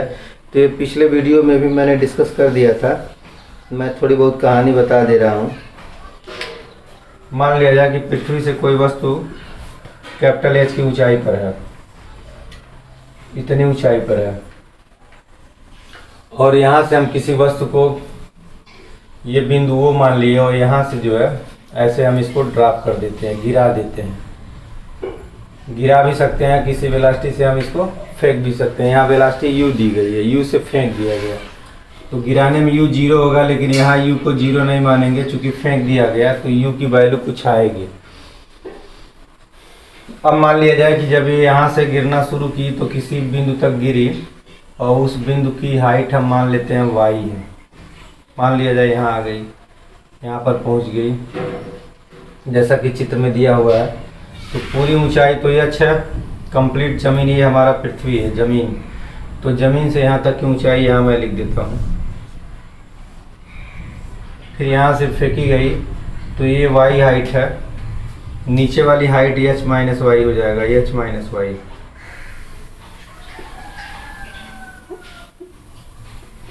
और इस टाइम को t मान लिया जाए, ऊपर से गिरी यहाँ तक तो ये t समय लगा। अब देखिए, जब ऊपर से नीचे की मोशन को हम पॉजिटिव मानेंगे तो हमारा जो एक्सेलरेशन होगा वो प्लस g होगा। ऊपर से नीचे वाला एक्सेलरेशन ये प्लस g होगा। तो हम गति के समीकरणों को लगा करके y का मान निकाल सकते हैं, यहाँ वेलोसिटी निकाल सकते हैं, ये सारा कुछ हम लोग निकाल सकते हैं। इसके बारे में हमने डिस्कस कर दिया था, तो मैं इसको ज़्यादा डिटेल में नहीं जा रहा हूँ। मैं सारी चीज़ें आपको बता दिया हूँ। ये सारी कहानी हमने आपको पिछले वीडियो में ही बता दिया था। इस दशा में जो गति का समीकरण होता है, जब ऊपर से नीचे मोशन होता है तो v बराबर u प्लस gt लेते हैं। x बराबर x, यहाँ देखिए y गिरे हैं तो यहाँ y लिख देंगे, y बराबर ut plus half gt square.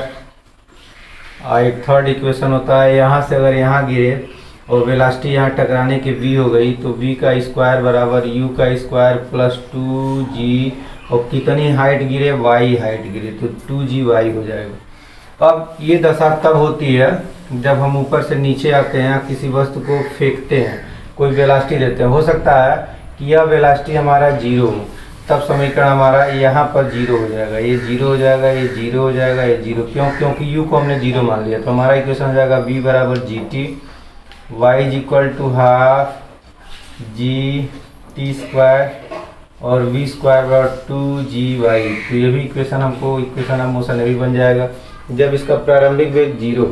तो ऐसे भी हम लोग बना लेते हैं। तो इसको आप ध्यान रखिएगा।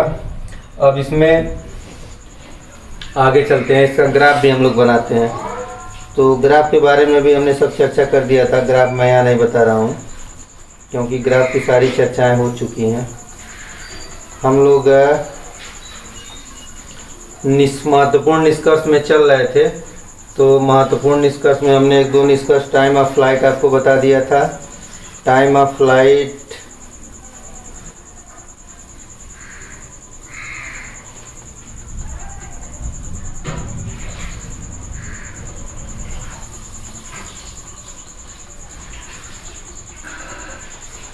तो मैं वहीं आपको पहुंचा देता हूं। ये चीज़ हम लोगों ने सब पढ़ लिया था। महत्तम ऊंचाई भी हम लोग पढ़ लिए थे। इसके बाद हम लोग को ये पढ़ना था संपूर्ण उड़ान में कितनी दूरी तय की गई और वस्तु का औसत वेग क्या है।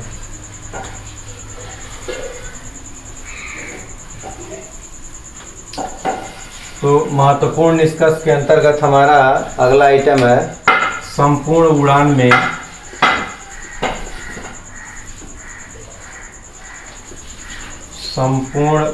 में वस्तु द्वारा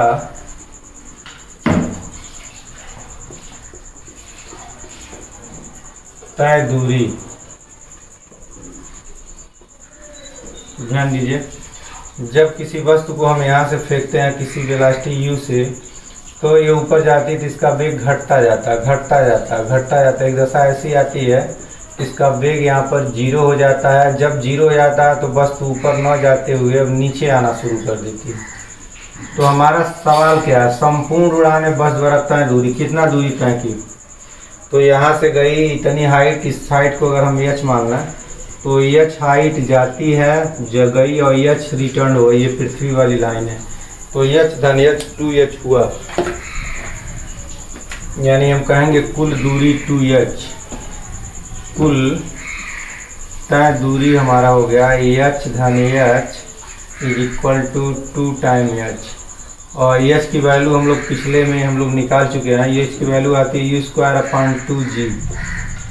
u²/2g नहीं याद है तो आप निकाल भी सकते हैं, एक इक्वेशन ऑफ मोशन लगा लिया जाए। थर्ड इक्वेशन से मैं निकाल भी दे रहा हूँ। मान लीजिए यहाँ से वस्तु गई ए से और बी पर पहुँची, तो v² बराबर u² -2gs से। देखिए हम माइनस क्यों लिए, क्योंकि जब भी कोई वस्तु नीचे से ऊपर जाती है तो एक्सीलरेशन इसका निगेटिव होता है, क्योंकि एक्सीलरेशन का डायरेक्शन नीचे की ओर मानते हैं, गुरुत्वीय एक्सीलरेशन का डायरेक्शन नीचे मानते हैं, नीचे को प्लस मानते हैं। तो जी याद रखिएगा कि जी नीचे प्लस होता है और जब कोई वस्तु ऊपर जाती है तो जी निगेटिव हो जाता है। इसलिए यहाँ जी का मान निगेटिव भरेंगे तो माइनस हो जाएगा। बी को हम 0 भर दे रहे हैं। क्यों 0 भर दे रहे हैं, क्योंकि यहाँ से यहाँ फेंका गया था, यहाँ वेलोसिटी 0 हो गई। तो 0² बराबर u² -2g और h, यहाँ h हमने कैपिटल H माना है तो कैपिटल H भर दिए। तो यहाँ से 2gh को बाएं ले गए बराबर u², यानी h की वैल्यू आ गई u²/2g। तो टोटल दूरी यहाँ हम भर देंगे, यहाँ h के स्थान पर यही भर देंगे u²/2g, u²/2g। 2 कैंसिल हो गया तो ये कुल ऊंचाई या कुल दूरी हो गई। एक्चुअली ऊंचाई नहीं कहेंगे, दूरी कहेंगे, u²/g। यानी जब भी किसी वस्तु को हम फेंकते हैं वस्तु नीचे जमीन पर आती कितनी दूरी तय करती है, जितना जाती है उतना ही आती है। तो जाने वाली दूरी निकाल करके 2 का गुणा कर दिया जाए तो ये हो गया। दूसरा अगर हम बात करें विस्थापन की, बात नहीं कर लिया जाए। विस्थापन अगर पूछा जाए कि ज़मीन से किसी वस्तु को हम ऊपर फेंकते हैं और फिर वो ज़मीन पर आ जाती है तो कितना विस्थापन हुआ, तो विस्थापन में देखिए, अगर ऊपर जाने वाले दूरी को पॉजिटिव लेंगे तो आने वाले दूरी को निगेटिव लेंगे। क्यों? क्योंकि विस्थापन वेक्टर क्वांटिटी है। तो जब भी वेक्टर क्वांटिटी ली जाती है तो उसका डायरेक्शन माइंड करता है, उसका डायरेक्शन ध्यान देते हैं। या वैसे भी आप अपनी व्यवहारिक भाषा में कह सकते हैं, जहाँ से फेंकी गई वहीं आ गई, तो विस्थापन कितना हुआ? 0।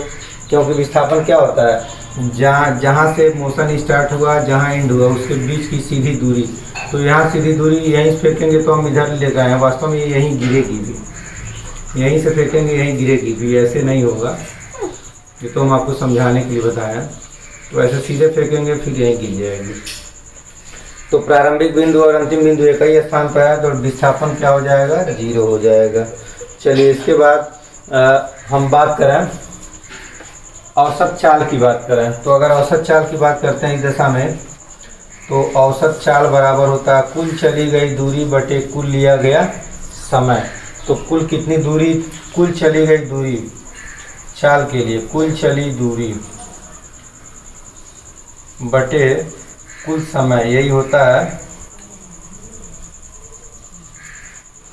तो कुल चली गई दूरी हमारा यहाँ अभी हम लोग निकालें u² बटे जी, u² बटे जी, क्योंकि h गई h आई, तो 2h हुआ, 2h की वैल्यू निकाली, u² बटे जी आया। कुल टाइम कितना लिया?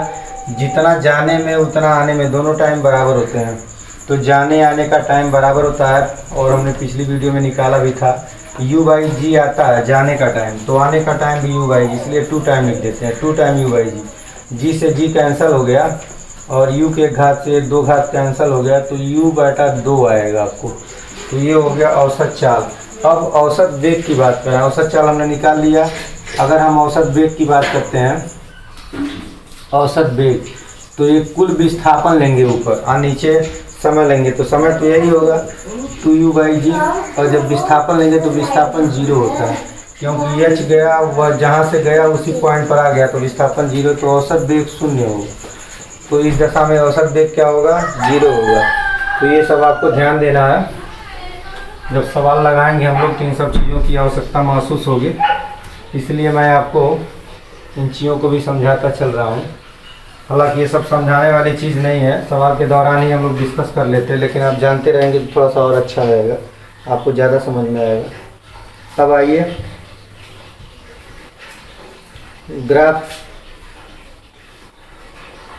ग्राफ मैं इसका नहीं बता रहा हूँ, या ग्राफ भी जान लीजिएगा, क्योंकि अब लोग, चलिए ग्राफ भी देख लेते हैं।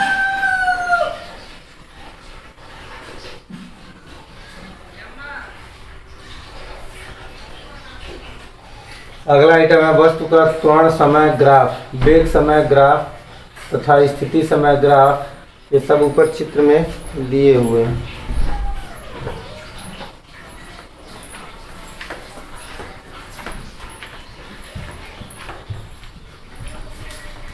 चलिए थोड़ा सा इसको जान लीजिएगा, ग्राफ भी जान लीजिएगा। ये जो ग्राफ हमारा, मैं यही आपको डिस्कस कर देता हूँ। ये जो हमारा AT ग्राफ है, यानी एक्सीलरेशन और टाइम। चूँकि जब भी वस्तु ऊपर जाती है तो त्वरण निगेटिव होता है, ऊपर जाने में त्वरण निगेटिव। तो देखिए ये हमारा मूल बिंदु है, मूल बिंदु से ऊपर चलते हैं तो पॉजिटिव, जैसे +1 +2 +3 ऊपर, नीचे चलते हैं -1 -2 -3 ऐसे। तो देखिए जी की वैल्यू नीचे लिखा है, चूँकि जब हमारा मोशन यहाँ जो हम लोग अभी अध्ययन किए हैं उसमें मोशन ऊपर का अध्ययन किए हैं, तो ऊपर जाने पर जी निगेटिव होता है। तो यहाँ जी, और इसकी वैल्यू लाइन में क्यों दी गई? क्योंकि इसकी वैल्यू कांस्टेंट होती है, बदलती नहीं है। बदलने का मतलब यही होता है कि किसी एक एक्सिस के पैरेलल वो चीज़ होती है। ये हमारा मूल बिंदु है, ये हमारा टाइम एक्सिस है, और एक्सीलरेशन ऊपर जो होगा वो पॉजिटिव होगा और नीचे का एक्सीलरेशन निगेटिव होगा। तो यहाँ -g हो जाएगा, यहाँ कुछ +g होगा। तो चूंकि हमारा नीचे से ऊपर का मोशन है, इसलिए -g हम लोग मूल बिंदु के नीचे दिखाएंगे। अगर वही वस्तु ऊपर से नीचे गिराई जाती तो यहाँ g को दिखाते। तो ये हमारा हो गया AT ग्राफ, जो ये किताब में दिया हुआ। फिर दूसरे ग्राफ की हम बात करते हैं, VT ग्राफ। तो ये हमारा वेलोसिटी है, ये टाइम है, इसका ग्राफ ऐसे कुछ शो किया गया है, ध्यान दीजिए। ऐसा क्यों है? ये हमारा मूल बिंदु है, मूल बिंदु के ऊपर हम लोग चलते हैं तो कोई वेलोसिटी होती है, पॉजिटिव वेलोसिटी, नीचे चलते हैं तो निगेटिव वेलोसिटी। यहाँ भी नीचे लिख दिया जाए। ऊपर चलने पर हमेशा प्लस, नीचे चलने पर माइनस। और यहाँ देखिए ये ऐसे ऐसे दिखाया गया है, इसको ध्यान दिया जाए। तो मैं थोड़ा सा यहाँ से फिगर से, जब किसी वस्तु को ऐसे फेंकते हैं तो यहाँ जब फेंकते हैं तो यहाँ वेलोसिटी सबसे ज़्यादा होती है, फिर वेलोसिटी घटती है घटती है घटती है घटती है घटती घटती जाके शून्य हो जाती है। जब शून्य हो जाती है तो वस्तु पुनः वेलोसिटी बढ़ने लगती है, बढ़ती है बढ़ती है बढ़ती है बढ़ती है, यहाँ आने पर सबसे ज़्यादा। तो यहाँ टकराने पर वेग मैक्सिमम और फेंकने पर भी वेग मैक्सिमम, आप भी समझ रहे होंगे, क्योंकि जब भी किसी वस्तु को फेंकते हैं उस समय वेग सबसे ज़्यादा होता है, फिर ऊपर की तरफ वेग घटता जाता है, घटते घटते घटते जीरो हो जाता है, फिर जीरो से फिर बढ़ना शुरू होता है, क्योंकि एक्सेलरेशन काम करता है, एक्सेलरेशन वेग को बढ़ाता है। यहाँ ग्रेविटेशनल एक्सेलरेशन पॉजिटिव डायरेक्शन में काम कर रहा है, यानी वेग को बढ़ाएगा, और यहाँ ग्रेविटेशनल एक्सेलरेशन निगेटिव डायरेक्शन में काम करता है, तो ये वेग को घटाता है, घटाते घटाते जीरो, फिर जीरो से बढ़ाते बढ़ाते बढ़ाते बढ़ाते मैक्सिमम। ये हम लोग पढ़ेंगे भी कि यहाँ से फेंकने का जो वेग होता है जब टकराता है उसी वेग से, अगर यहाँ 10 से फेंके तो बस 10 से टकराती भी है। आपसे पूछा जाए ऐसा क्यों, इसलिए क्योंकि जिस रेशियो से वेग बढ़ता है उसी रेशियो से वेग घटता भी है। तो वेग बढ़ता जाता है, ऊपर नीचे जाने पर बढ़ता जाता है, ऊपर जाने पर घटता जाता है, और दोनों जी काम करता है, इसमें निगेटिव जी काम करता है, इसमें पॉजिटिव जी। तो निगेटिव पॉजिटिव का मतलब सिर्फ डायरेक्शन से है, लेकिन काम करता है दोनों में जी। यहाँ भी जी काम करता है, यहाँ भी जाने में भी जी काम करता है, आने में भी जी काम करता है, इसलिए जी की वैल्यू फिक्स होती है 9.8 मीटर पर सेकंड स्क्वायर। इसलिए जिस वेग से हम किसी वस्तु को जमीन से ऊपर की ओर फेंकते हैं ठीक उसी वेग से टकराती भी है, क्योंकि जिस रेशियो से इसका वेग घटते घटते घटते घटते जीरो होता है उसी अनुपात में जीरो से बढ़ते बढ़ते बढ़ते बढ़ते उतना हो जाता है। इसको हम लोग प्रूफ भी आगे करेंगे, लेकिन ये सब चीज़ आपके दिमाग में होना चाहिए। ठीक इसी तरह से जाने में जितना टाइम लगता है उतना ही टाइम आने में भी लगता है। तो कई चीज़ें हैं जो हमको याद करना है, यानी जाने का टाइम आने का टाइम बराबर, फेंकने का जो वेग होता है वही टकराने का वेग होता है, फिर जाने में जितनी हाइट उतना ही हाइट आने में भी। तो सब कॉमन चीज़ें हम समझ सकते हैं। चलिए अब हम इसकी बात करते हैं जो ग्राफ खींचा हुआ है। तो देखिए यहाँ पर ग्राफ पॉजिटिव वेग को बता रहा है। फिर देखिए हम नीचे आते हैं, नीचे आने का मतलब ये हुआ अगर ग्राफ पर यहाँ आ गए तो वेग अब घट गया। देखिए टाइम इतना, मान लिया जाए कि यह 1 सेकंड है, ये 2 सेकंड है, 3 सेकंड है, 4 सेकंड है, थोड़ी देर के लिए 1 सेकंड पर, ये तो 0 सेकंड वाला है। 0 सेकंड का मतलब हम जब फेंके तो कोई टाइम में फेंके को जब जिस समय हम गति को स्टार्ट करते हैं उसको 0 सेकंड कहते हैं। तो 0 सेकंड पर वेग सबसे ज़्यादा था, वो मान लिया जाए 10 कुछ था, ऊपर गया 9 हुआ, फिर 8 हुआ, फिर 7 हुआ, 6 5 4 3 2 1 0 हो गया। तो देखिए जब 1 सेकंड भी था 0 पर तो इसका वेग इतना था, इस वेग को कुछ नाम दे देंगे, मान लिया जाए 10 का है। फिर जब 2 सेकंड पर आया तो वेग देखिए अब 5 पर आ गया, फिर 3 सेकंड पर आया तो वेग जो है अब 3 पर आ गया, 4 सेकंड पर आया तो वेग 0 हो गया, 4 सेकंड बाद वेग 0 हो गया। तो वेग 0 होने का क्या मतलब, वही मैक्सिमम हाइट तक पहुंच गई, सबसे अधिक ऊंचाई पर, यानी 4 सेकंड में यहाँ से यहाँ पहुंच गई।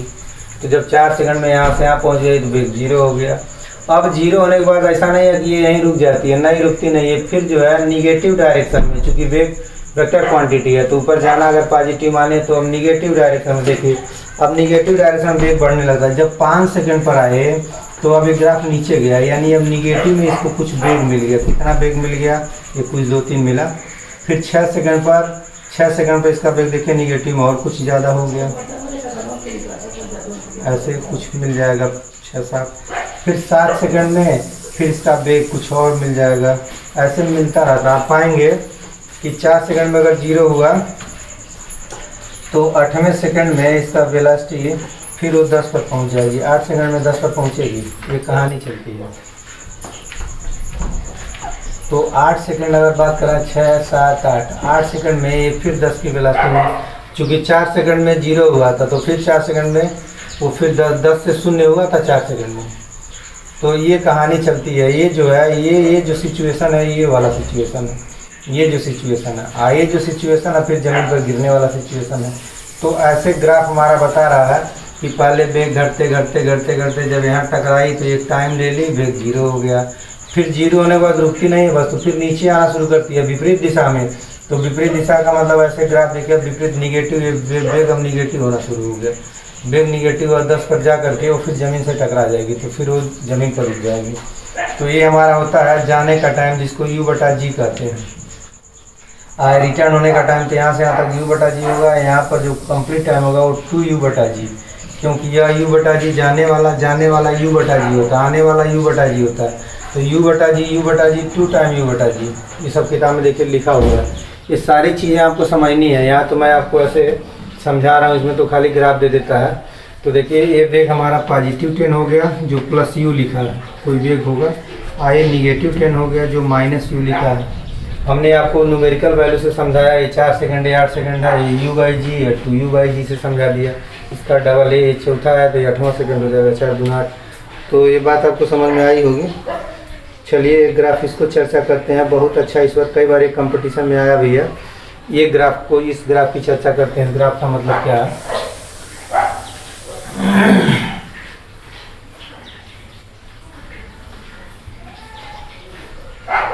तो ये ग्राफ देखिए ऐसे बनाया हुआ है।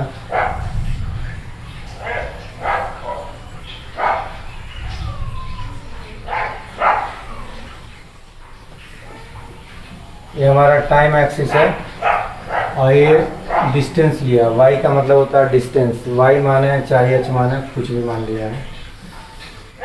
तो कहानी देखिए कहाँ से है। ऐसे कहानी है, ये हमारा ज़मीन है, आइए कोई हाइट ले लीजिए h, इसको h भी मान सकते हैं या y मान सकते हैं, क्योंकि y डायरेक्शन में है। इसको y एक्सिस मानते हैं, इसको x एक्सिस मानते हैं। इसको ऐसे भी मैं नीचे भी खींच दे रहा हूँ। तो ये आपका y एक्सिस है, ये आपका x एक्सिस है। आई हमारा ओरिजिन है, मूल बिंदु।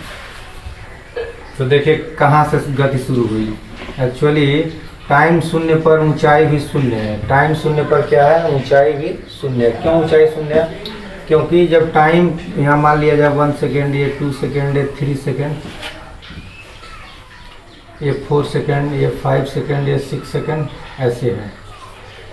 तो 3 सेकंड में ये वस्तु ऐसे चल रही है। देखिए जब 0 सेकंड था तो ये इस लाइन में सटा हुआ है, ये ग्राफ इस लाइन में सटा हुआ है 0 सेकंड पर। ग्राफ को हम लोग ध्यान से देखते हैं कि 0 सेकंड पर ग्राफ कहाँ है, तो यहाँ है। इसका मतलब 0 सेकंड पर हाइट भी 0 है। तो 0 सेकंड पर हाइट भी 0 है, इसका मतलब वस्तु को नीचे से फेंका गया। कहाँ से फेंका गया? नीचे। जब टाइम शुरू किए तो टाइम शुरुआत को 0 मानते हैं, यानी जब कोई टाइम नहीं लिए थे 0 टाइम, यानी जब हम काम शुरू किए उस समय हाइट 0 थी, यानी यहाँ पर थी। फिर जैसे ही हमने 1 सेकंड लिया तैसे ही वस्तु देखिए यहाँ से भी यहाँ मिला दें तो वस्तु कुछ पोजीशन पर वस्तु है, इसका मतलब कुछ ऊंचाई इन्होंने कवर कर लिया। जो भी ऊंचाई हो वो कुछ हम मान सकते हैं, 5 मीटर 10 मीटर।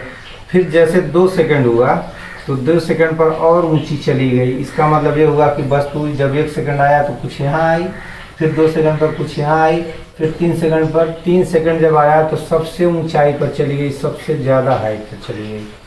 उसके बाद हम चौथे सेकंड की बात कर रहे हैं तो चौथे सेकंड पर अब इसकी हाइट देखिए घट गई। अब जितनी हाइट पर पहुंची थी उस हाइट पर नहीं पहुंची, चौथे सेकंड पर इसकी हाइट कम हो गई, यहाँ आ गई। फिर 5वें सेकंड पर और हाइट कम हो गई, यहाँ आ गया, अब इतना ही हाइट रह गया। 6वें सेकंड पर ज़मीन पर आ गई, यानी हाइट 0 हो गया। इसका मतलब क्या हुआ कि यहाँ से लेके यहाँ तक 3 सेकंड में पहुँच गई, अब वेलोसिटी 0 हो गई। फिर यहाँ से गिरने लगी तो ये 3 सेकंड हो गया, फिर 1 सेकंड, चौथा सेकंड, 3 सेकंड आया, 1 सेकंड, 4 सेकंड कुछ नीचे गिर गई, फिर 5 सेकंड में कुछ और नीचे गिर गई, हाइट घट रही है। 6 सेकंड में फिर ज़मीन पर आ गई। ज़मीन पर आ गई का मतलब ग्राफ जो है अब y को 0 बता रहा है, यहाँ आ रहा है। यहाँ से लंब डालेंगे तो यहाँ जाएगा मूल बिंदु पर। तो आपको बात समझ में आ रही होगी कि ये कौन सा गति बता रहा है। यानी यहाँ से वस्तु को ऊपर फेंका गया, फिर फेंकते फेंकते वस्तु 3 सेकंड पर या किसी निश्चित सेकंड पर सबसे महत्तम ऊंचाई, महत्तम ऊंचाई। यहाँ सवाल में हम 3 बताए हैं, 3 सेकंड पर महत्तम ऊंचाई। फिर चौथे सेकंड में ऊपर थोड़ी जाएगी, उसका वेग 0 हो गया, क्योंकि वस्तु जाते जाते इसे जाते नहीं रहेगी जीवन भर। इस पर हमेशा गुरुत्वाकर्षण नीचे इसको खींचता रहता है, इसलिए इसका जाते जाते वेग 0 हो जाता है, फिर ये नीचे आने शुरू कर देती है। ऐसे ही यही कहानी है। तो अगर आपसे ये ग्राफ दिया जाए और पूछा जाए ग्राफ क्या बता रहा है तो आप बता सकते हैं। आप कहेंगे कि जब वस्तु फेंकी गई उस समय ज़मीन से फेंकी गई थी, फिर जैसे जैसे समय बीतता गया वो ज़मीन से ऊंचाई पर जाती गई, दशा ऐसा आया, यह जो पोजीशन है ये महत्तम ऊंचाई पर चली गई। फिर उस जैसे जैसे समय बढ़ रहा है उसका वेग घट रहा है, वेग घटते घटते घटते घटते सॉरी यहाँ से वेग बढ़ना शुरू हुआ। जब टाइम और आगे बढ़ाए तो वेग बढ़ना शुरू हुआ, बढ़ते बढ़ते बढ़ते बढ़ते वो आ गई फिर ज़मीन पर। यानी ऐसे यहाँ तक जाना है, यहाँ से यहाँ तक का बताता है, फिर ऊपर से नीचे आना है, यहाँ से यहाँ तक का बताता है। तो ये 6 सेकंड बाद ज़मीन पर आ गई। तो जाने का टाइम 3, आने का टाइम 3, जाने आने का टाइम बराबर होता है। तो ये कहानी है इस ग्राफ की। आपको बात समझ में आ गई होगी। महत्तम ऊंचाई तक जाने के टाइम को U/G मानते हैं, थोड़ा सा आपको याद करिए। और जब फिर महत्तम ऊंचाई से नीचे आता फिर U/G, तो ये 2 टाइम U/G हो जाएगा। ये होता है ऐसा। और इस हाइट को हम लोग मैक्सिमम हाइट करते हैं, H मैक्स। तो H मैक्स की वैल्यू U²/2G होती है। वो सब पहले आपको बताया जा चुका है। ये U²/2G होता है। चलिए, तो इस ग्राफ के बारे में भी हम लोगों ने क्लियर हो गया। थोड़ा सा पॉइंट 5 पर आते हैं। पृथ्वी तल से ऊपर फेंकी गई वस्तु की पथ के किसी बिंदु पर ऊपर जाते या नीचे आते समय चाल बराबर होती है। अतः पृथ्वी पर या उसी चाल से टकराती है जिस चाल से या ऊपर फेंकी जाती है। इसकी चर्चा भी मैं कर दिया हूँ कि जब भी किसी वस्तु को यहाँ से फेंकेंगे तो अगर 10 की चाल से फेंक दिए तो जब ये ऊपर जाके टकराएगी तो जब टकराने के समय फिर इसकी चाल 10 की होगी। अब एक चीज़ से और निष्कर्ष निकलता है कि अगर रास्ते के कोई पॉइंट लिया जाए, मान लीजिए यहाँ से फेंकी गई या इसका अंतिम बिंदु, लेकिन हम अंतिम बिंदु की बात न करें, हम इस पॉइंट की बात करें। कोई जनरल पॉइंट है P, तो जब यहाँ से फेंका गया तो इसका वेग घटता है। यहाँ तो मान लीजिए 10 था, यहाँ कुछ 8 हो जाएगा। फिर जब ये रिटर्न होकर इस पॉइंट पर आएगी तो इस पॉइंट के सामने 8 वेग में आएगी। फिर नीचे जाएगी तो फिर 10 पर हो जाएगा, क्योंकि वेग बढ़ता है। तो ये ध्यान रखिएगा कि यात्रा के दौरान, यानी ऊर्ध्वाधर गति में यात्रा के दौरान अगर किसी निश्चित बिंदु पर जो वेलोसिटी होती है फिर वो वस्तु रिटर्न होकर आती है उस पॉइंट पर, तो वही वेलोसिटी होती है। तो ये ध्यान रखना है। हाँ, वेलोसिटी में डायरेक्शन चेंज होता है। और चाल की बात करेंगे तो चाल कहेंगे बराबर होता है। तो हमको दिशा से मतलब है। तो ये चीज़ आपको समझ में आ गया। फिर देखिए लिखा है, जब यहाँ नीचे U²/G लिया, T की वैल्यू कर रहा है, T is greater than U²/G, ये लिखा हुआ है।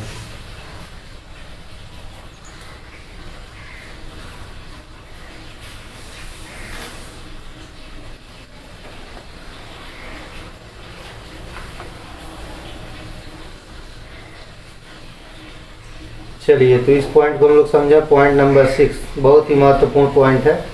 पॉइंट नंबर 6 को समझिए। 6वां पॉइंट क्या कह रहा है? 6वां पॉइंट कह रहा है, जब T is greater than U/G, T is greater than U/G, समझिए ध्यान से। यानी समय का मान U/G से बड़ा है।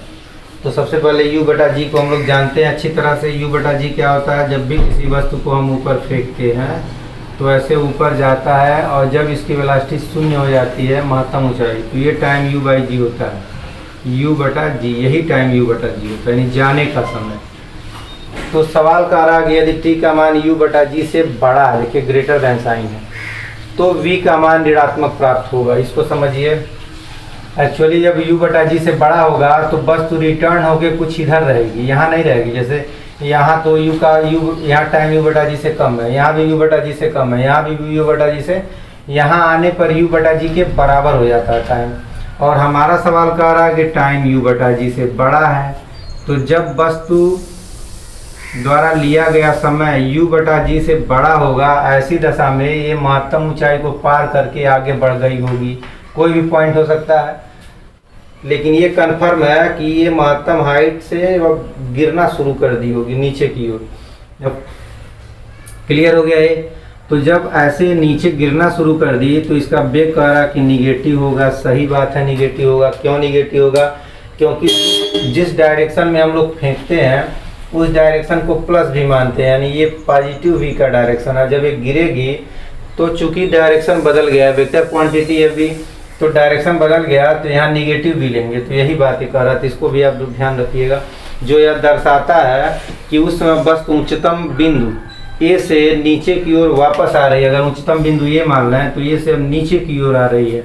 और एक चीज़ और, अगर T की वैल्यू हम लेस देन U/G कहें, T की वैल्यू U/G से छोटा है, यहाँ से लेके यहाँ तक U/G होता है, तो जब छोटा होगा तो वस्तु इसका मतलब अभी ऊपर जा रही है, वस्तु कहाँ जा रही है, ऊपर। अभी यहाँ पहुँची, यहाँ तक जाने में u/g पूरा हो जाता है, लेकिन अभी टाइम u/g से छोटाई है। छोटाई का मतलब अभी इधर इसके बीच जाने वाले रास्ते पर है, अभी रिटर्न अभी पहुँची भी नहीं है यहाँ। आज जब टाइम ठीक u/g कर देंगे तब इसका मतलब वस्तु यहाँ पहुँच गई है, क्योंकि कंप्लीट टाइम u/g होता है। तो ये कंप्लीट टाइम u/g अगर हम छोटा की बात करेंगे तो जाने वाले रास्ते पर होंगे, नीचे से जाने वाले रास्ते पर होंगे। बड़ा की बात करेंगे तो रिटर्न होने वाले रास्ते पर होंगे। तो इस केस में वेलोसिटी शून्य होती है t बराबर u/g पर, क्योंकि वस्तु महत्तम ऊंचाई पहुंच जाती है तो यहाँ वेलोसिटी 0 हो जाती है। इस केस में वेलोसिटी निगेटिव होती है, क्योंकि आगे बढ़ गई होती है। तो आगे बढ़ गई इसका मतलब इसका डायरेक्शन बदल गया, डायरेक्शन बदल गया तो वेग का मान निगेटिव हो जाएगा, ये निगेटिव हो गया। आज जब t का मान u/g से कम होगा तो पॉजिटिव वेलोसिटी होगी, क्योंकि ऊपर जा रही है, ये ऊपर जाने वाली इसलिए पॉजिटिव, ये नीचे वाली है इसलिए निगेटिव है। ये तो ना ऊपर जाना ना नीचे आना, तो ना प्लस की बात करेंगे ना माइनस की बात करेंगे, ये हो जाएगा हमारा 0। यहाँ तक बात आपको समझ में आ गई। चलिए अगला पॉइंट देखते हैं क्या है। अगला पॉइंट नहीं है, बस विशेष बातें हैं। विशेष बात को हम लोग दिमाग में रखेंगे। देखिए क्या विशेष बात है। कारक गुरुत्व के अधीन आदर्श गति की शुद्ध गति की, यानी गुरुत्व के अधीन जो गति होता है वो शुद्ध गति की वस्तु के द्रव्यमान अथवा घनत्व पर निर्भर नहीं है। अब देखिए जो भी ये मोशन होता है, इस मोशन में कभी हमने ये नहीं चर्चा किया कि वस्तु कितना भारी है या वस्तु कितनी छोटी है। यानी हम लोग मास की कोई चर्चा नहीं करते हैं, मास से कोई लेना देना नहीं है, और इसके डेंसिटी से भी कोई लेना, क्योंकि जो भी वस्तु बनती है वो उसकी एक डेंसिटी होती है। डेंसिटी माने घनत्व, और घनत्व को आप जानते हैं कि एक निश्चित द्रव्यमान में कितनी मटेरियल है उसको घनत्व कहते हैं। जैसे मैं थोड़ा सा घनत्व को ही बता दूं, आप देखते हैं लकड़ी का घनत्व कम होता है और लोहे का घनत्व, जब घनत्व माने होता है घनापन, तो घनत्व का मतलब घनापन से, लकड़ी का घनत्व कम होता है। कैसे इस बात को हम प्रूव करेंगे। और लोहे का घनत्व ज़्यादा होता है। इतना बड़ा लकड़ी लिया जाए तो 100 ग्राम का होगा, इतना बड़ा अगर लोहा लिया जाए तो 2 किलो 3 किलो का हो जाएगा। क्यों ऐसा होता है, वो घनत्व पर डिपेंड करता है। यानी एक निश्चित वॉल्यूम में कितना मटेरियल है, कितना मास है, इसको हम लोग घनत्व कहते हैं। घनत्व का जो फार्मूला होता है वो होता है किलोग्राम प्रति मीटर क्यूब, केजी प्रति मीटर क्यूब, या ग्राम प्रति सेंटीमीटर क्यूब भी होता है, ग्राम प्रति सेंटीमीटर क्यूब। तो इसका मतलब ये हो गया कि 1 सेंटीमीटर अगर इधर से एक घन लिया जाए, एक लूडो की गोली आप लोग देखे हैं, लूडो की गोली 1 सेंटीमीटर इधर, 1 सेंटीमीटर इधर, 1 सेंटीमीटर क्यूब हो गया। प्रति सेंटीमीटर क्यूब का मतलब 1 सेंटीमीटर क्यूब। अब ये अगर लूडो की गोली आप लोहे की लीजिए तो ये हो सकता है लूडो की गोली 200 ग्राम की हो जाएगी। लोहे का लेंगे तो इतना बड़ा 200 ग्राम 100 ग्राम हो सकता है। आप काठ लकड़ी का ले लीजिए तो ये 5 ग्राम होगा। क्यों ऐसा होता है, लकड़ी का लेते हैं तो 5 ग्राम होगा। लूडो की गोली, इसको 1 सेंटीमीटर क्यूब की बात करेंगे। क्यों, क्योंकि ये घन होता है, घनाकार, तो हर लंबाई 1-1 सेंटीमीटर, ये भी 1, ये भी 1, ये भी 1। तो इसका वॉल्यूम निकालेंगे तो 1 × 1 × 1, इसी को कहते हैं 1 सेंटीमीटर क्यूब। तो 1 सेंटीमीटर क्यूब अगर हम लोहे का लेते हैं तो 100 ग्राम का आएगा। 1 सेंटीमीटर क्यूब अगर हम लकड़ी का लेंगे तो 5 ग्राम का आएगा। फिर प्लास्टिक कुछ ले लिया जाए तो हो सकता है कुछ दूसरा 2 ही ग्राम 2.5 ग्राम का आवे। आप समझ रहे हैं मेरी बात। तो इसको हम लोग बोलते हैं कि एक निश्चित वॉल्यूम में कितना मटेरियल है, कितना मास है। एक निश्चित वॉल्यूम का मतलब 1 सेंटीमीटर क्यूब। तो 1 सेंटीमीटर क्यूब है। अब इसमें मटेरियल बदलते रहेंगे, लोहा, लकड़ी, एल्यूमिनियम, तांबा, जस्ता, तो आप पाएंगे जो उसका मास आएगा वो डिफर आएगा। बात समझ में आ गई। चलिए एक दूसरा एग्जांपल लेते हैं। एक दूसरा एग्जांपल लिया जाए, एक बर्तन लिया जाए और उस बर्तन में पानी रखिए, पानी, और उसमें 1 किलो चीनी घोल दीजिए। 1 लीटर पानी है, 1 किलो चीनी है। फिर क्या करेंगे, वही बर्तन, साइज वही बर्तन का लेंगे, उतना ही पानी लेंगे, 1 लीटर पानी, इसमें 2 किलो चीनी घोल दीजिए। फिर वही बर्तन लिया जाए, उतना ही पानी लिया जाए और उसमें आप घोल दीजिए 3 किलो चीनी। क्या किलो चीनी? 3 किलो चीनी। आप क्या बताएंगे तीनों के बारे में? आप कहेंगे कि ये बहुत गाढ़ा नहीं है, ये बहुत गाढ़ा हो जाएगा, ये और गाढ़ा हो जाएगा। अभी 1 लीटर में 4 किलो घोल दें, और गाढ़ा हो जाएगा, घुलेगा ही नहीं, घोल ही नहीं पाएंगे आप। तो अब इसका डेंसिटी हो गया 3 किलोग्राम प्रति लीटर। क्या कहेंगे? 3 किलोग्राम प्रति लीटर। इसको क्या कहेंगे? 1 किलोग्राम प्रति लीटर। ये डेंसिटी मैं आपको समझा रहा हूँ, घनत्व। ये घनत्व सबसे ज़्यादा। घनत्व का मतलब वो घनापन, घनापन का मतलब और चीज़ें घोलेंगे घुल ही नहीं पाएगा। तो इसका घनत्व सबसे ज़्यादा है, इसका घनत्व सबसे कम है, ये मिडिल वाला है। ये 1 लीटर में 2 किलो है। इसका घनत्व कहेंगे 2 किलोग्राम प्रति लीटर। इसका 3 किलोग्राम प्रति लीटर, इसे 1 किलोग्राम प्रति लीटर। तो घनत्व क्लियर हो गया। यानी एक निश्चित वॉल्यूम में कितना मटेरियल है। निश्चित वॉल्यूम का मतलब हमने 1 लीटर यहाँ पे लिया, 1 लीटर यानी वॉल्यूम निश्चित है। 1 लीटर। अब 1 लीटर में 3 किलो घोल दिए, 1 किलो घोल दिए, 2 किलो घोल दिए, तो इसकी डेंसिटी सबसे ज़्यादा। डेंसिटी का मतलब घनापन, ये सबसे ज़्यादा घना। अंगुली आप इसमें डालेंगे, सीधा गाढ़ा हो तो आपको अंगुली डालने में मेहनत लगेगी, क्योंकि आपको दबाना पड़ेगा। अगर गाढ़ा सीरा है, जैसे मधु में आप अंगुली डालते हैं तो ऐसे दबाना पड़ेगा, मधु गाढ़ा होता है। और पानी में अंगुली डालिए तो बहुत जल्दी डाल देते हैं। तो बात समझ में आई होगी आपको। तो घनत्व तो क्लियर हो गया।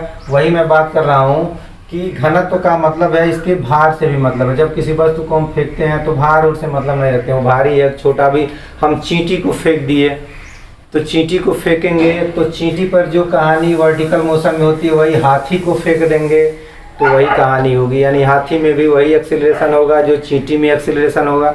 चींटी पर अगर जी एक्सीलरेशन काम कर रहा है गुरुत्वाकर्षण, तो हाथी पर भी जी काम करता है। ऐसा नहीं कि हाथी पर कोई दूसरा हो जाएगा, ऐसा नहीं होता है। तो चाहे छोटी वस्तु हो, चाहे बड़ी वस्तु हो, चाहे उसमें उसका घनत्व कम हो, उसका घनत्व ज़्यादा हो, इससे कोई लेना देना नहीं है। ध्यान दीजिएगा, वस्तु के द्रव्यमान अथवा घनत्व पर निर्भर नहीं करता। यही कारण है कि यदि किसी ऊंचाई x से विरामावस्था से एक हल्की वस्तु और एक भारी वस्तु छोड़ दी जाए तो दोनों बराबर टाइम में आएंगी। कहने का मतलब ये है कि अगर यहाँ से एक चींटी को हम यहाँ से गिरा दें और एक हाथी को गिरा दें, तो ये अगर 2 सेकंड में ज़मीन पर आएगा तो हाथी भी 2 सेकंड में आएगी। आप लोग सोच रहे होंगे नहीं ऐसा नहीं होगा, चींटी तो धीरे धीरे आएगी, हाथी तो धम्म से गिर जाएगी, लेकिन ऐसा होता नहीं है। क्लियर हो गया? ऐसा जब हम लोग गति गुरुत्व के अधीन गति मानते हैं तो चाहे वो छोटी वस्तु हो, चाहे बड़ी वस्तु हो, चाहे उसका लोहे का हम गिराएंगे कोई गेंद, या हम लकड़ी का कोई गेंद गिरावें या प्लास्टिक का कोई गेंद गिरावें, दोनों समान समय में ज़मीन पर पहुंचेंगे। दोनों की वेलोसिटी समान दर से बढ़ेगी, दोनों की वेलोसिटी समान दर से घटेगी, सारी चीज़ें सेम होंगी। यानी मास और घनत्व पर डिपेंड नहीं करता है। ये बहुत महत्वपूर्ण चीज़ है जो आपको समझना है। चलिए, तो ये भी बात समझ में आ गई। इसके बाद हम लोग आगे बढ़ते हैं, रिलेटिव वेलोसिटी के बारे में हम लोग बात करेंगे। रिलेटिव वेलोसिटी, जिसको सापेक्ष वेग या आपेक्षिक वेग कहते हैं, तो इस पर चर्चा हम करेंगे नेक्स्ट वीडियो में। आज के वीडियो को मैं यहीं क्लोज करता हूं, और आप लोग किताबों को, ये हमारा लास्ट आइटम बचा हुआ है, एक आइटम और है, नेक्स्ट वीडियो में इसको हम लोग ख़त्म करेंगे। तो आज की वीडियो को मैं यहीं समाप्त करता हूं। बहुत बहुत धन्यवाद।